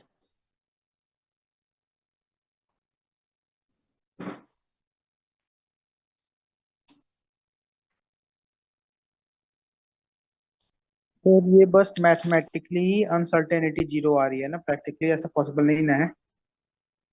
बिल्कुल। इसको आप ऐसे थोड़ा सोच लीजिए, जब हमने मैटर वेव पे डिस्कशन स्टार्ट किया था बताया गया था मूविंग पार्टिकल का जो वेव कैरेक्टर है उसको रिप्रेजेंट करने के लिए मैटर वेव का यूज किया जाता है और मैटर वेव को मैथमेटिकली रिप्रेजेंट करने के लिए वेव पैकेट का कॉन्सेप्ट इंट्रोड्यूस किया गया था। वेव पैकेट जो साई से रिलेटेड है। वेव पैकेट और साई में क्या रिलेशन होता है? एम्पलीट्यूड साई का मैग्नीट्यूड वेव पैकेट का एम्पलीट्यूड। राइट। साई का जो मॉड्यूलस है वो वेव पैकेट का एम्पलीट्यूड होता है। ठीक है, तो वेव पैकेट साई रिलेटेड है। अब बताइए वेव पैकेट क्या एक प्लेन वेव से बनता है या बहुत सारे प्लेन वेव्स का सुपरपोजिशन? बहुत सारे प्लेन वेव का सुपरपोजिशन है।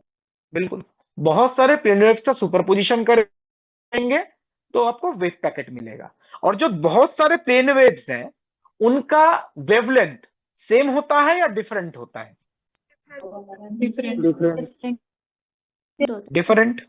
बहुत सारे प्लेन वेव्स हैं जिनका वेवलेंथ डिफरेंट है, उनको सुपरपोज करेंगे तो वेव पैकेट फॉर्म होगा। अब आप यहां पे बताओ, ये जो ऊपर मोमेंटम आइगन स्टेट लिखा गया है ये कितने प्लेन वेव्स को रिप्रेजेंट करता है? 1।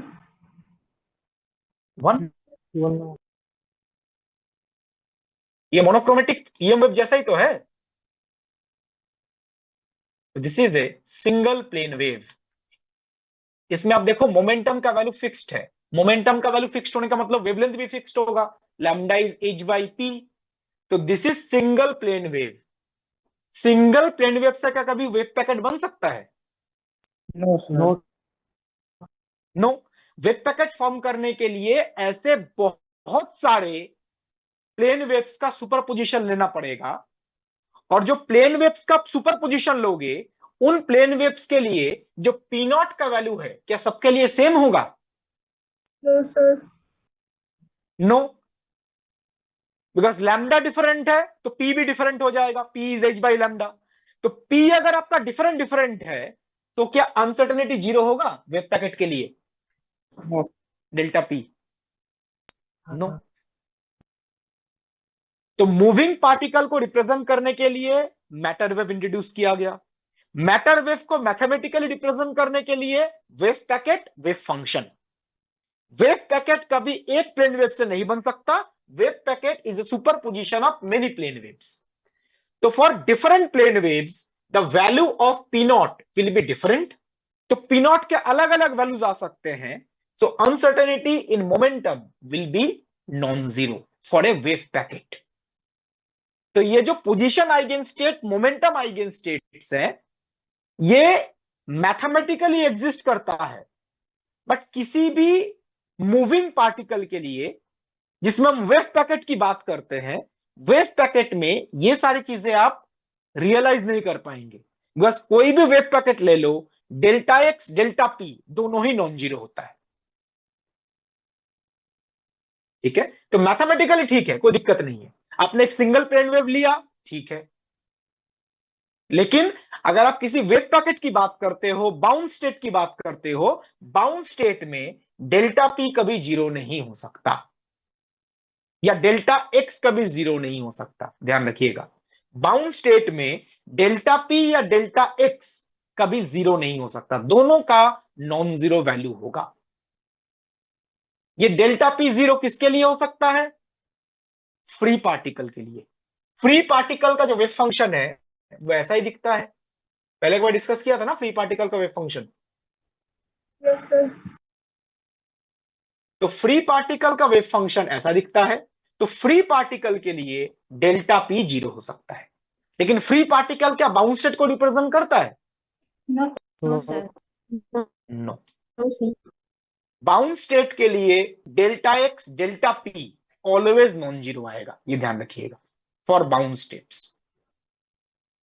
और क्वांटम में स्पेसिफिकली हम बाउंड स्टेट्स के रिगार्डिंग इंटरेस्टेड है, बिकॉज बाउंड स्टेट में एनर्जी लेवल्स डिस्क्रीट होते हैं. कोई क्वेश्चन है तो प्लीज आस्क, नोट डाउन हो जाए तो बता दीजिएगा.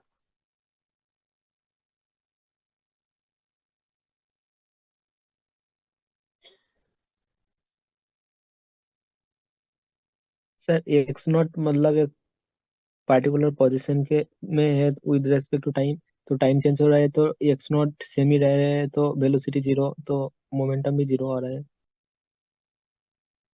इस केस में वो एक पर्टिकुलर टाइम पे है ना, not for all times. Okay sir. एक पर्टिकुलर टाइम पे. सर हम इंटेंशनली अगर कोई बहुत सारी प्लेन वेव्स लें जिनकी लैम्डा सेम हो, तो डेल्टा पी. नहीं नहीं, उससे तो वेव पैकेट बनेगा ही नहीं. अगर आपने बहुत सारे प्लेन वेव्स ले लिए जिनका सबका वेवलेंथ सेम है, तो उनको ऐड करने का मतलब क्या है? उनके एम्पलीट्यूड को ऐड कर रहे हो आप. उसमें थोड़ी ना कंस्ट्रक्टिव डिस्ट्रक्टिव इंटरफेरेंस कुछ होगा. वेव पैकेट फॉर्म होगा ही नहीं उस केस में.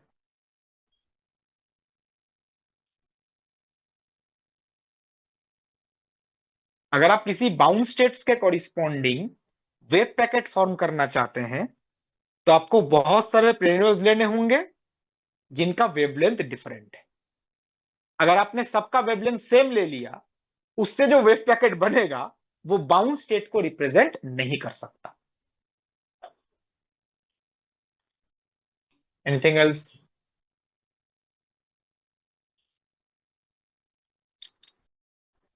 नोट डाउन हो जाए तो बता दीजिएगा.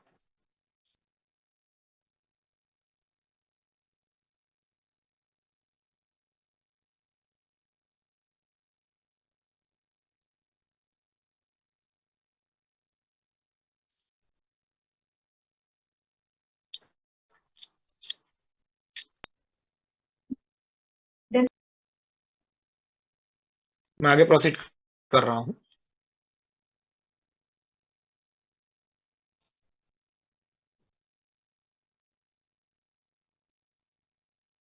तो position eigen state and momentum eigen state, इनका मैथमेटिकल फॉर्म तो फिक्स्ड है. अगर आप पोटेंशियल चेंज करते हो तब भी position eigen state momentum eigen state का मैथमेटिकल फॉर्म चेंज नहीं होता. अगर हम एनर्जी आइगन स्टेट की बात करें तो देखो, एनर्जी ऑपरेटर और हैमिल्टोनियन ऑपरेटर, मैं यहां पे 1D सिस्टम के लिए डिस्कस कर रहा हूं. ठीक है, for a 1D system the Hamiltonian operator will look like this. मैं थोड़ी देर पहले डिस्कस किया था। हम इस ऑपरेटर के आइगन स्टेट्स कैलकुलेट करना चाहते हैं। इसका मतलब है इस ऑपरेटर को, इसका जो भी आइगन स्टेट होगा, इसको अगर ऑपरेट करेंगे तो ऑपरेट करने के बाद सेम फंक्शन आना चाहिए, डिफरेंट फंक्शन आना चाहिए? सेम आना चाहिए। एंड ये आएगा lambda times psi e. Psi is the energy eigen state मान लेते हैं, तो H cap acting on this will be lambda psi e. अब देखो एच कैप को अगर आप ऑपरेट करोगे, minus H cut square by 2m del two psi del x two plus v x into psi. V operate करने का मतलब simple multiply हो जाता है, equal to lambda times psi e. अब देखो इस चीज को आप लिख सकते हो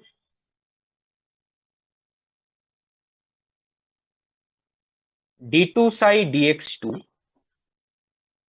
plus 2m by H cut square into e minus naught e lambda, lambda minus v of x into psi e equal to 0।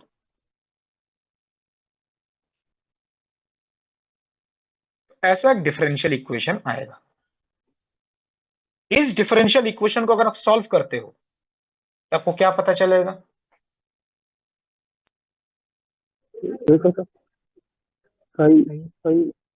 Sai E energy eigen state. तो solution of this ordinary differential equation will provide the energy eigenstate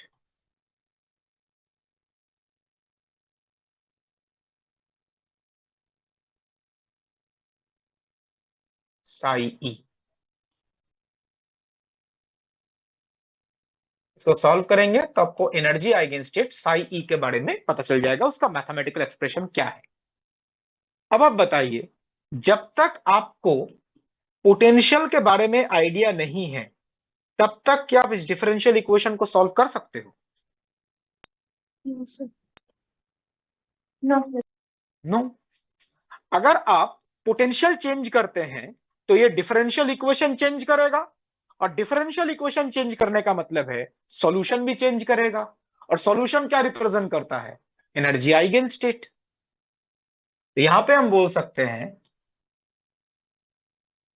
solution of the ordinary differential equation depends on potential और mathematical form of potential.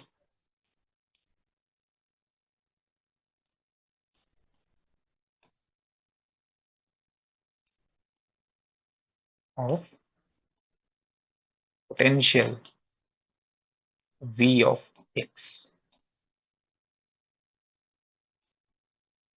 इसलिए पहले भी बताया गया था, just repetition, energy eigen state का fixed form नहीं होता। पोटेंशियल चेंज करेंगे तो एनर्जी आइगन स्टेट का फॉर्म भी चेंज कर जाएगा। एनर्जी आइगन स्टेट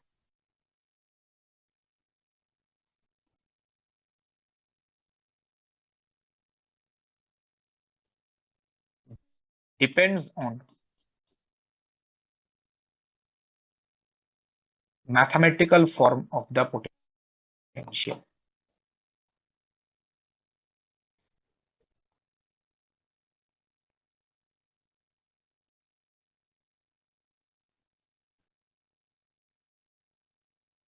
जैसे इनफाइनाइट पोटेंशियल वेल, उसके लिए पोटेंशियल का एक पर्टिकुलर फॉर्म है, उसके लिए एनर्जी आइगन स्टेट कुछ आएगा।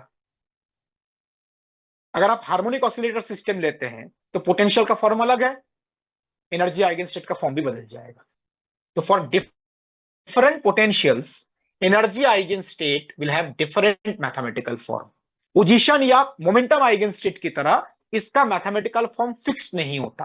पोटेंशियल चेंज करेंगे तो एनर्जी आइगेनस्टेट का मैथमेटिकल फॉर्म भी चेंज कर जाएगा.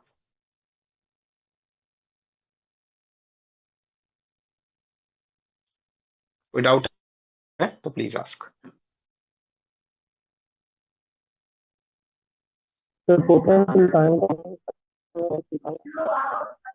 क्या बोल रहे हैं? पोटेंशियल यहाँ पर टाइम का फंक्शन है कितना ना टाइम इंडिपेंडेंट पोटेंशियल है. टाइम इंडिपेंडेंट पोटेंशियल है.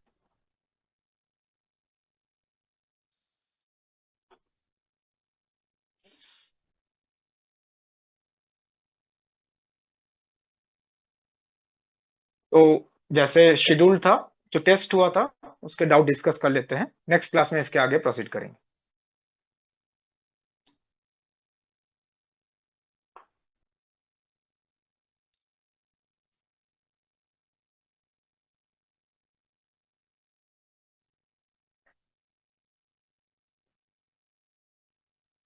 सर अगर साई सर इसका एगेन से ना हो तो H cap psi is equal to E cap psi नहीं लिख सकते हैं? अगर साई क्या ना हो, आइगेनस्टेट ऑफ एनर्जी ना हो तो उसको बिल्कुल नहीं लिख सकते. क्यों सर? अगर आइगेन स्टेट नहीं है तो आप एनर्जी आइगेन वैल्यू लिखोगे कैसे? दोनों ही ई साई तो एनर्जी ई को तो मेजरमेंट एनर्जी को मेजरमेंट करेंगे, ई साई नहीं लिख पाएंगे ना. उसको लीनियर कॉम्बिनेशन में लिख के फिर टर्म बाय टर्म ऑपरेट करना पड़ेगा.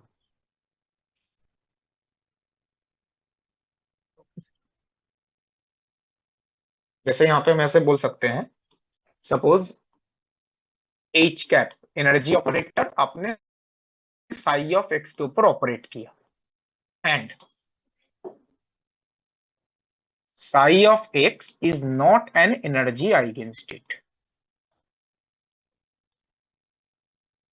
अगर एनर्जी आइगेन स्टेट है तो सेम स्टेट आ जाएगा, सर्टेन रिजल्ट है, बट ये एनर्जी आइगेन स्टेट नहीं है. लेकिन कोई भी ऑपरेटर आप ऑपरेट करो, आपको फिजिकल क्वांटिटी के बारे में आइडिया तो मिलेगा ही. अब यहां पे अगर आपने हैमिल्टोनियन ऑपरेटर ऑपरेट किया तो हमें सिस्टम के एनर्जी के बारे में आइडिया मिलेगा, ये एनर्जी के वैल्यूज क्या क्या हो सकते हैं एंड सो ऑन. तो क्या किया जाता है, since we are measuring the energy of the system, हम सिस्टम का एनर्जी मेजर कर रहे हैं, तो क्या किया जाता है, जो स्टेट ऑफ द पार्टिकल है इसको एनर्जी आइगेन स्टेट के लीनियर कॉम्बिनेशन में लिखा जाता है. जो लीनियर कॉम्बिनेशन कॉन्सेप्ट हमने पहले पढ़ा था. तो हमें मेजर क्या करना है, एनर्जी. तो हम स्टेट ऑफ द पार्टिकल को एनर्जी आइगेन स्टेट्स के लीनियर कॉम्बिनेशन में लिख देंगे. अगर पोजीशन मेजर करना है तो पोजीशन आइगेन स्टेट्स के लीनियर कॉम्बिनेशन में लिख देंगे. तो this is linear combination of energy eigen state. Sai 1 Sai 2 Sai 3 ये सारे एनर्जी आइगेन स्टेट्स हैं.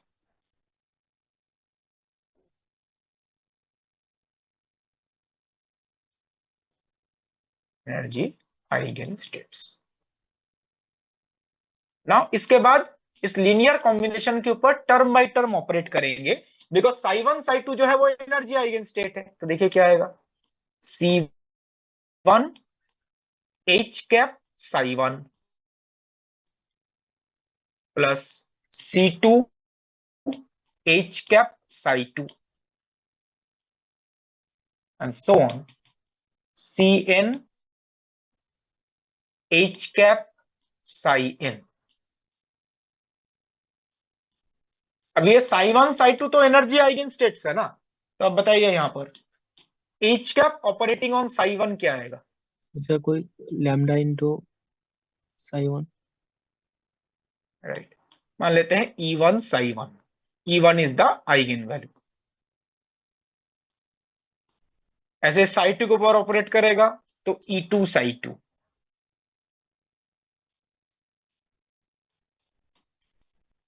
ऐसे ही En के ऊपर ऑपरेट करेगा, सॉरी साई n के ऊपर, तो En साई n. इससे लास्ट क्लास में बताया था जब आप एनर्जी ऑपरेटर ऑपरेट करते हैं तो क्या क्या रिजल्ट आ सकता है उसके बारे में आपको आइडिया मिलेगा। अब अगर पूछा जाए एनर्जी के मेजरमेंट में पॉसिबल रिजल्ट्स क्या क्या हैं, तो आपका आंसर क्या होगा? Energy E1 divide to by energy. ये जो है E1 E2 E3, यही पॉसिबल रिजल्ट्स ऑफ मेजरमेंट है। तो पॉसिबल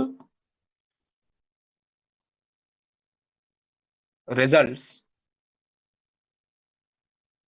ऑफ एनर्जी मेजरमेंट,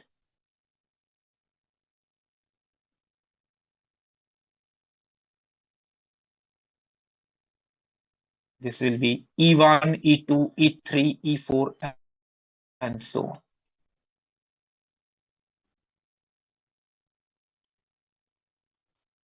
और इसी को क्या बोला जाता है, ये जो possible energy results of measurement है, eigen right, energy eigen values. बताया गया था eigen value possible results of measurement को शो करता है। और इसके साथ साथ और क्या पता चलता है, कॉरिस्पॉन्डिंग प्रोबेबिलिटी भी पता चलता है। ये E1 आने का क्या प्रोबेबिलिटी है, E2 आने का क्या प्रोबेबिलिटी है। अब बताओ E1 आने का क्या प्रोबेबिलिटी है? mod of C1 square। Mod of C1 square. तो E1 आने का probability mod of C1 square, E2 आने का probability mod of C2 square, En आने का प्रोबेबिलिटी मॉड Cn स्क्वायर।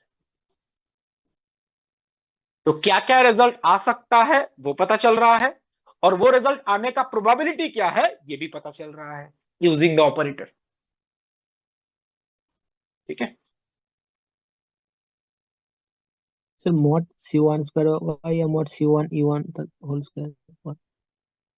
नहीं, probability mod C1 square. E1 तो रिजल्ट है ना, ओके सर। प्रोबेबिलिटी का कोई डायमेंशन होता है? अगर आप E1 स्क्वायर कर दोगे डायमेंशन मैच करेगा? नहीं सर, तो हो ही नहीं सकता। नॉर्मलाइज करने के टाइम डिवाइड भी तो करना पड़ेंगे। वो साई में होता है, साथ में कांस्टेंट नहीं। Yes sir. सर मैंने पूछा कि एच कब साई के ऊपर ऑपरेट करेगा तो ये आइगन स्टेट नहीं होगा, तो सर कोई भी कांस्टेंट मतलब कोई एक फंक्शन आ जाएगा एक्स का, तो सर इसको कैसे डिफाइन करेंगे कि इसी फंक्शन ऑफ नहीं, फंक्शन ऑफ एक्स आना जरूरी नहीं है, सेम स्टेट नहीं आएगा, सीधी सी बात ये है। फंक्शन ऑफ एक्स कब आएगा, जब पोजीशन ऑपरेटर की बात कर रहे हैं तब फंक्शन ऑफ एक्स आ रहा है। सबके लिए साथ में मल्टीप्लिकेशन में फंक्शन ऑफ एक्स आएगा जरूरी नहीं। सर तो इसमें E1 E2 E3 इसमें मल्टीप्लाई हो रहा है तो सेम फंक्शन नहीं आ रहा है। बिल्कुल सेम फंक्शन मतलब साइन नहीं आ रहा है ना, जिसके ऊपर आपने ऑपरेट किया था। Yes sir. यहाँ पे क्या आप E1 E2 को कॉमन लेके साई लिख सकते हो? नहीं सर।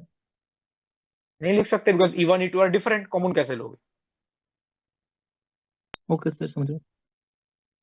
सर जैसे एच क्यूब को हम साई ऑफ एक्स को ऑपरेट कर रहे हैं, तो साई ऑफ एक्स यहाँ पर पक्का एनर्जी स्टेट होगा, ये तो पक्का होगा क्या अगर एच क्यूब को ऑपरेट कर रहे हैं तो? नहीं, आप किसी के ऊपर ऑपरेट कर सकते हो, वो एनर्जी अगेंस्ट हो भी सकता है, नहीं भी हो सकता है। अगर एनर्जी आइगन स्टेट हुआ तो एक फिक्स रिजल्ट आएगा एनर्जी का, एनर्जी आइगन स्टेट नहीं हुआ तो बहुत सारे रिजल्ट्स आ सकते हैं। सर अगर गाउसियन और फंक्शन के ऊपर मोमेंटम ऑपरेटर ऑपरेट करेंगे तो उसका मोमेंटम मेजर करेंगे तो किसी भी एक पर्टिकुलर पोजीशन पे ही मेजर करना पड़ेगा। एक पर्टिकुलर टाइम पे ना, पोजीशन पे क्यों करेंगे? Sir momentum. हाँ, तो मोमेंटम हम पोजीशन पे क्यों करेंगे? एक पर्टिकुलर टाइम पे पार्टिकल एक पोजीशन पे है, उसका एक मोमेंटम है। तो सर हम कुछ- यहाँ तो पे पोजीशन भी जो मेजर करते हो वो भी तो एक पर्टिकुलर टाइम पे है ना, particular instant of time. Sir अगर स्टेशनरी स्टेट है तो टाइम के साथ वो चेंज नहीं होगा, तो उससे वो एनर्जी डिस्ट्रीब्यूशन है, आप सारी चीजों को कंफ्यूज कर रहे हो। स्टेशनरी स्टेट में जो प्रोबेबिलिटी डिस्ट्रीब्यूशन होता है वो किस चीज का होता है, ये पर्टिकुलर रीजन में पार्टिकल मिलने का जो प्रोबेबिलिटी है वो चेंज नहीं होगा। इसके साथ पार्टिकल का पोजीशन चेंज नहीं होगा, इसका क्या रिलेशन है इन चीजों का? स्टेशनरी स्टेट का मतलब क्या होता है? मतलब वो स्टेट टाइम के ऊपर डिपेंड नहीं सर करेगा। अरे नहीं, ऐसा नहीं होता।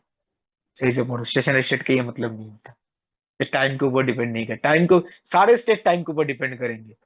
अगर पार्टिकल मूव कर रहा है तो टाइम के साथ साथ स्टेट तो चेंज करेगा ही करेगा। Okay sir.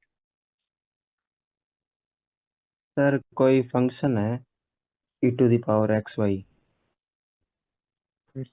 इसके ऊपर मोमेंटम ऑपरेटर कर रहे हैं, ऑपरेट अपन एक्स एक्स डायरेक्शन वाला ये। तो सर हम इसको आइगन फंक्शन बोल सकते हैं? कांस्टेंट इनटू सेम फंक्शन आ रहा है। नहीं, कांस्टेंट तो नहीं आ रहा, लेकिन सेम फंक्शन जरूर आ रहा है। कांस्टेंट अगर नहीं आ रहा है तो कैसे बोलोगे आप? सेम फंक्शन कब आता है? कांस्टेंट इनटू आना चाहिए ना। अगर साथ में फंक्शन है तो आप उसको सेम फंक्शन कैसे बोल सकते हो? सर आइगन वैल्यू को पॉसिबल वैल्यू ही तो बोलते हैं, तो फिर जो कांस्टेंट इसमें y आ रहा है तो उसकी भी कोई पॉसिबल वैल्यू और हो साथ में सकती जो है। आयोटा एच कट है, मोमेंटम कॉम्प्लेक्स हो सकता है। No sir. तो उसमें लैम्डा के अंदर एक आयोटा भी तो आ जा रहा है। मोमेंटम का आइगन वैल्यू कॉम्प्लेक्स तो नहीं हो सकता। और सर इस पे एक्स के पे ऑपरेट करें तब? तब एक्स आ जाएगा, वो भी आइगन फंक्शन नहीं है, एक्स तो वेरिएबल है ना जो मल्टीप्लीकेशन में आएगा। एक्स का ऑपरेट करने पे क्या आता है? एक्स मल्टीप्लाई होता है ना। Yes sir. तो एक्स मल्टीप्लाई होने का मतलब लैम्डा इक्वल टू क्या आ गया? एक्स आ गया। Yes sir. लैम्डा अगर एक्स का फंक्शन है तो क्या वो आइगन वैल्यू है? लैम्डा नो तो सर। कांस्टेंट होना चाहिए ना। Okay sir. तो उसको हम आइगन स्टेट नहीं बोल सकते। सर पार्ट सी का question sir number 6। Part C का क्वेश्चन नंबर 6। ऐसा क्वेश्चन तो इसमें था ना, क्या बोलते हैं? Yes sir. डाउट। उसको हाँ बताइए। उसको 30.8 बाई अंडर रूट टी एमस्ट्रॉम किया था, बट आंसर नहीं आ रहा है, मैच ही नहीं कर रहा है। 1. तो आंसर में तो 1.30 टू 1.40 है आंसर की। Yes sir. सर 62.29 है आंसर। नहीं, मेरे पास जो आंसर है 1.30 टू 1.40 है।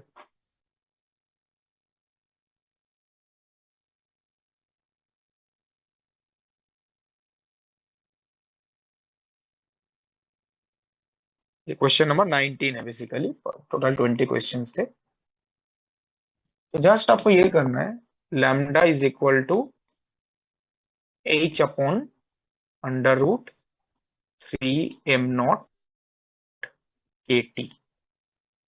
जो काइनेटिक एनर्जी है दैट इज 3/2 kt। ठीक है ना, टेम्परेचर क्वेश्चन में दिया गया है, इससे आंसर आ जाएगा। आंसर की जो है, जो मेरे पास है वो है 1 पॉइंट, ये रेंज है 1.30 टू 1.40 एंगस्ट्रॉम।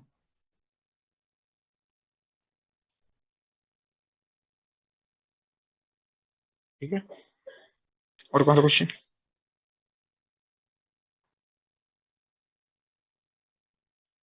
सर MCQ का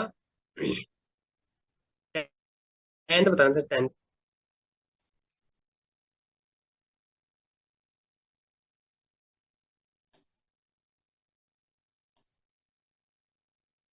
A photon of wavelength 10 angstrom collides with a electron at rest, Compton effect। तो इंसिडेंट फोटोन का वेवलेंथ गिवन है 10 एंगस्ट्रॉम। स्कैटरिंग एंगल 150 डिग्री है, सॉरी 10 एंगस्ट्रॉम। स्कैटरिंग एंगल है 150 degree, तो phi is 150। तो question क्या है? In the wavelength of the photon. ये तो आसान क्वेश्चन है, यहां से पहले कॉम्पटन शिफ्ट कैलकुलेट कर लो और फिर वहां पे स्कैटर्ड फोटोन का वेवलेंथ क्या आता है? Sir lambda naught question plus में शिफ्ट। सर बताइए। क्वेश्चन में एंगल नहीं दिया हुआ है यस सर, इस सेम वजह से डायरेक्शन है आपको हाँ 180 सर इसके एंगल नहीं दे रखा इसमें। सर फाई की वैल्यू नहीं थी। ऐसे गलती कैसे हो सकती है? बिकॉज मैंने जो क्वेश्चन कल भेजा था उसका पीडीएफ मैंने सेंड किया, पीडीएफ में तो एंगल दिखा रहा है 150 डिग्री। नहीं सर, सर हमने 180 180 ले यस सर कैलकुलेट किया, 180 ऑप्शन ए आ रहा है। चलो मैं पूछूंगा ऐसे क्या बोलोगे, तो पीडीएफ में तो मुझे सारा इन्फॉर्मेशन दिख रहा है, मैंने वही फाइल सेंड किया था उनको। सर ये जो 19 क्वेश्चन है इसमें 1.45 आ रहा है। देखो इससे जो भी आंसर आ रहा है चेक कर लो, मेरे पास जो आंसर है, किसी का आ रहा है इस रेंज में? नहीं सर 1.47 1.47 आ रहा था।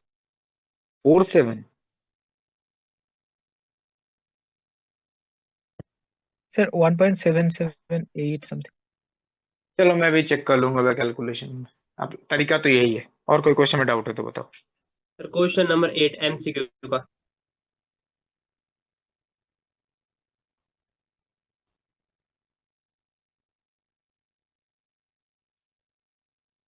क्वेश्चन नंबर 8, इलेक्ट्रिक फील्ड जो है वो इस फॉर्मेट का है, E naught into sine cube omega t, ऐसा एक फॉर्मेट गिवन है, ओमेगा का कुछ वैल्यू है। If this light is incident on a metal surface of work function 1 electron volt, the maximum kinetic energy। अब आप देखो ये मोनोक्रोमेटिक लाइट नहीं है, आप साइन क्यूब थीटा को क्या लिख सकते हो? तो 3 sine theta minus sine theta upon 4 right, 3/4 sine omega T minus 1/4 sine 3 omega T. Basically it is a combination of two frequencies, एक फ्रीक्वेंसी है ओमेगा, एक फ्रीक्वेंसी है 3 ओमेगा। आप देख सकते हैं एक फ्रीक्वेंसी ओमेगा है, एक फ्रीक्वेंसी 3 ओमेगा है। अब आपको मैक्सिमम काइनेटिक एनर्जी बोला गया है, तो आपको मैक्सिमम फ्रीक्वेंसी लेना पड़ेगा, इस डायरेक्टली प्रोपोर्शनल होता है। तो कौन सा फ्रीक्वेंसी लेंगे यहाँ पर? 3 omega 3 omega minus work function. Omega का वैल्यू क्वेश्चन में देके रखा है, वर्क फंक्शन में देके रखा है, कैलकुलेट करो। Yes sir. सर MC का इसका ऑप्शन ए आ रहा है ना। 8 का आंसर मेरे पास जो सी दिया हुआ है आंसर के, मतलब 0.98 इलेक्ट्रॉन वोल्ट। सर 7 वाला भी NAT का सर 16 7 एनएटी का कौन सा? 16 उसमें सर वो किलो में आ रहा है, मैगे में नहीं आ रहा।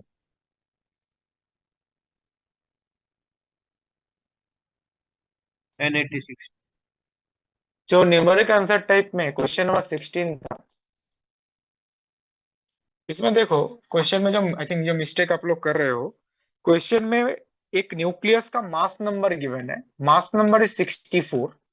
इसका मतलब उस न्यूक्लियस के अंदर टोटल नंबर ऑफ न्यूक्लियन 64 है, मतलब न्यूट्रॉन और प्रोटॉन मिला के, न्यूक्लियन का मतलब है न्यूट्रॉन और प्रोटॉन मिला के, तो 64 प्रोटॉन प्लस न्यूट्रॉन, ये दोनों मिला के कितने हैं? 64 है। ठीक है, मास नंबर ये गिवन है क्वेश्चन में। ना इसका रेडियस गिवन है, radius is 4.8 10 to the power minus 15 metre. अब आप यहां पे बताओ, ये जो न्यूक्लियस के अंदर जो वॉल्यूम है, न्यूक्लियस का जो वॉल्यूम है, वो क्या एक न्यूक्लियन के लिए है या it is shared by 64 nucleons?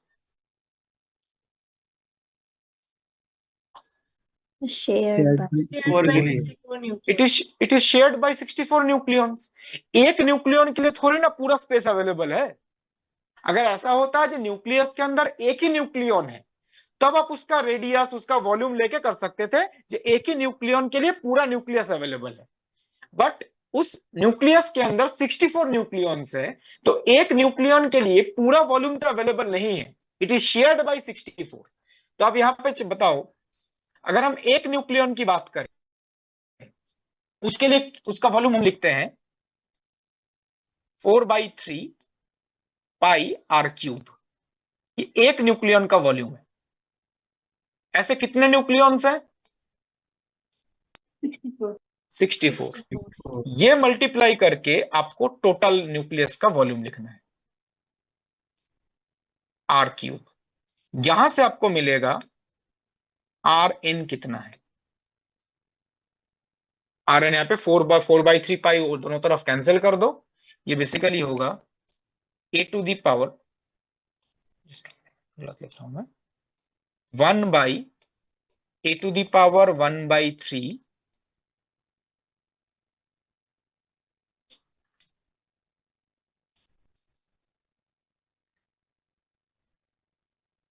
One upon A⁻⁴ capital R.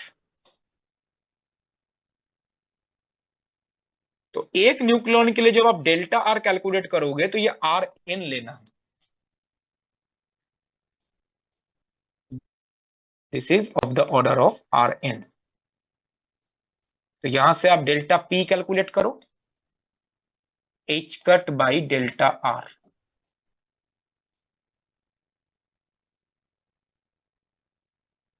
आप लोगों ने आई थिंक पूरा रेडियस ले लिया होगा, इसलिए गलत आंसर आ रहा है। 1/3 से नहीं किया सर, पावर 1/3 नहीं, ओनली 64 से डिवाइड। इसके बाद तो कैलकुलेट कर सकते हैं ना मिनिमम काइनेटिक एनर्जी। हाँ ये तो हो जाए। ठीक है, यस सर। Thank you. और कौन सा question? MCQ question 7। MCQ question 7। So previous slide एक बार शो कीजिए। ये तो आसान क्वेश्चन है। The area under the curve for a black body observed at this one. Area under the curve का मतलब टोटल इंटेंसिटी या टोटल एनर्जी डेंसिटी होता है ना।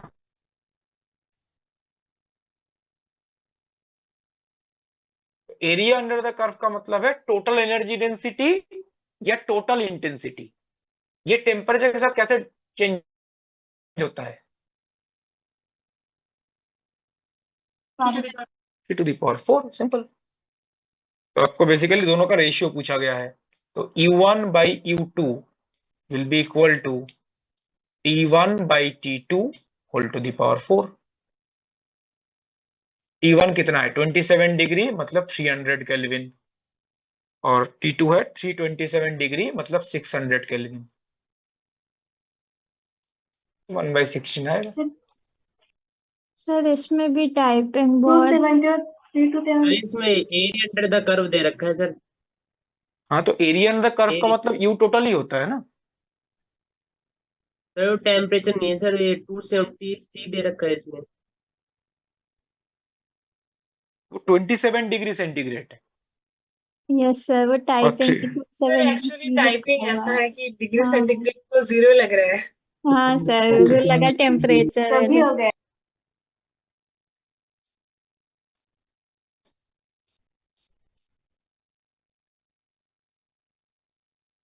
सर एमसीक्यू में जो फिफ्थ क्वेश्चन है उसमें डेल्टा टी आ रहा है ना, ये जो डी ऑप्शन है, टी टी नहीं आ रहा है, तो ये मतलब डेल्टा टी टी के बराबर ही आएगा जब मीन लाइन। Question number 5। हाँ मीन जो डेल्टा टी है वही lifetime of the level ही तो होता है। ओके सर, डेल्टा टी तो आ गया जब मुझे लगा वही टी लाइफ आ। वो लाइफ टाइम ही है। ठीक।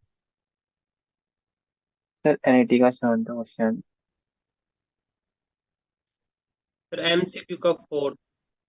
इन्हीं टिकट 7th में क्या डाउट है? तो सिंपल सा क्वेश्चन है, रेले जीन्स लॉ क्या होता है? सर जैसे उस पे तो पीछे डी लैम्डा पे लिखते हैं, उसको कांस्टेंट की तरह यू प्रोपोर्शनलिटी में लैम्डा डी लैम्डा क्या था पहले बताओ? 8 pi k t upon lambda की power 4 d lambda. 8π/λ⁴ d lambda. आपको पूछा गया it is proportional to lambda to the power n। तो प्रोपोर्शनलिटी किसके साथ है?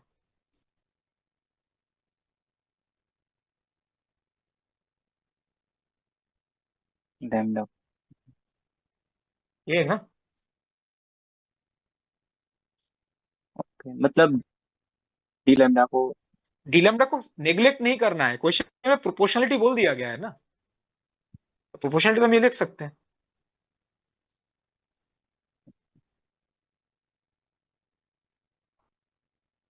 और कौन सा क्वेश्चन?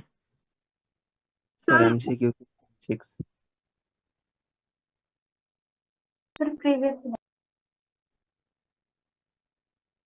MCQ 6 ये जैम वाला क्वेश्चन है ना, आपको मिनिमम काइनेटिक एनर्जी कैलकुलेट करना है।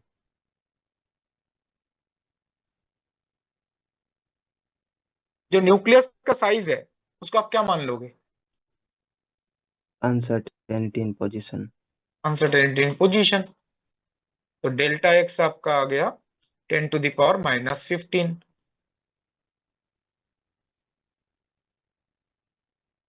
तो डेल्टा पी कैलकुलेट कर लो।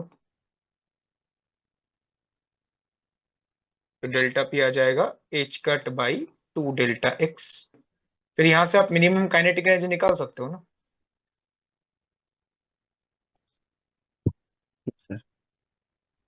सर बताइए।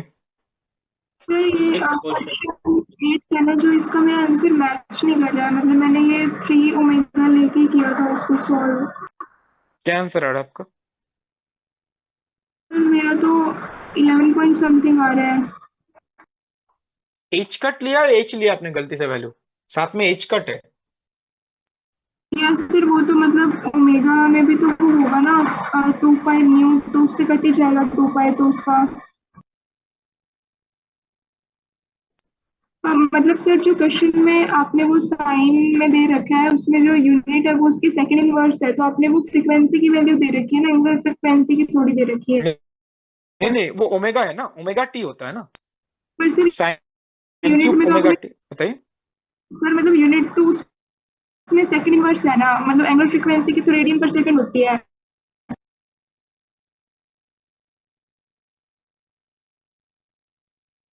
Right, that is a mistake, radian पर सेकंड होगा बिल्कुल। तो सर फिर हो जाएगा, ठीक है sir. Sir question number 4 sir MCQ का।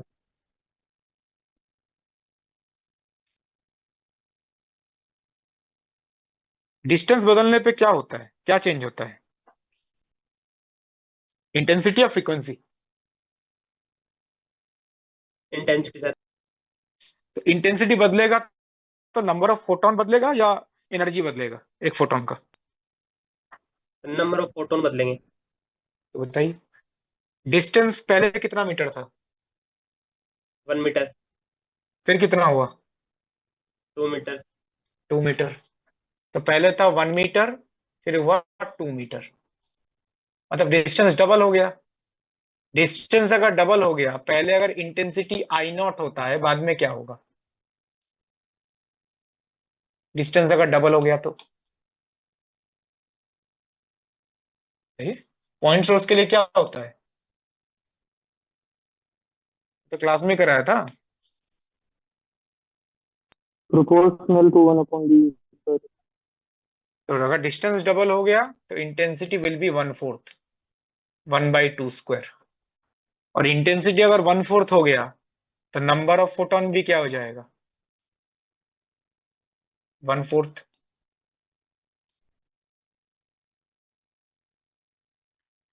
तो नंबर ऑफ फोटोन जो है 1/4 हो जाएगा, तो नंबर ऑफ इलेक्ट्रॉन भी क्या हो जाएगा? 1/4। अगर कम फोटोन इंसिडेंट होते हैं तो कम इलेक्ट्रॉन बाहर निकलेंगे।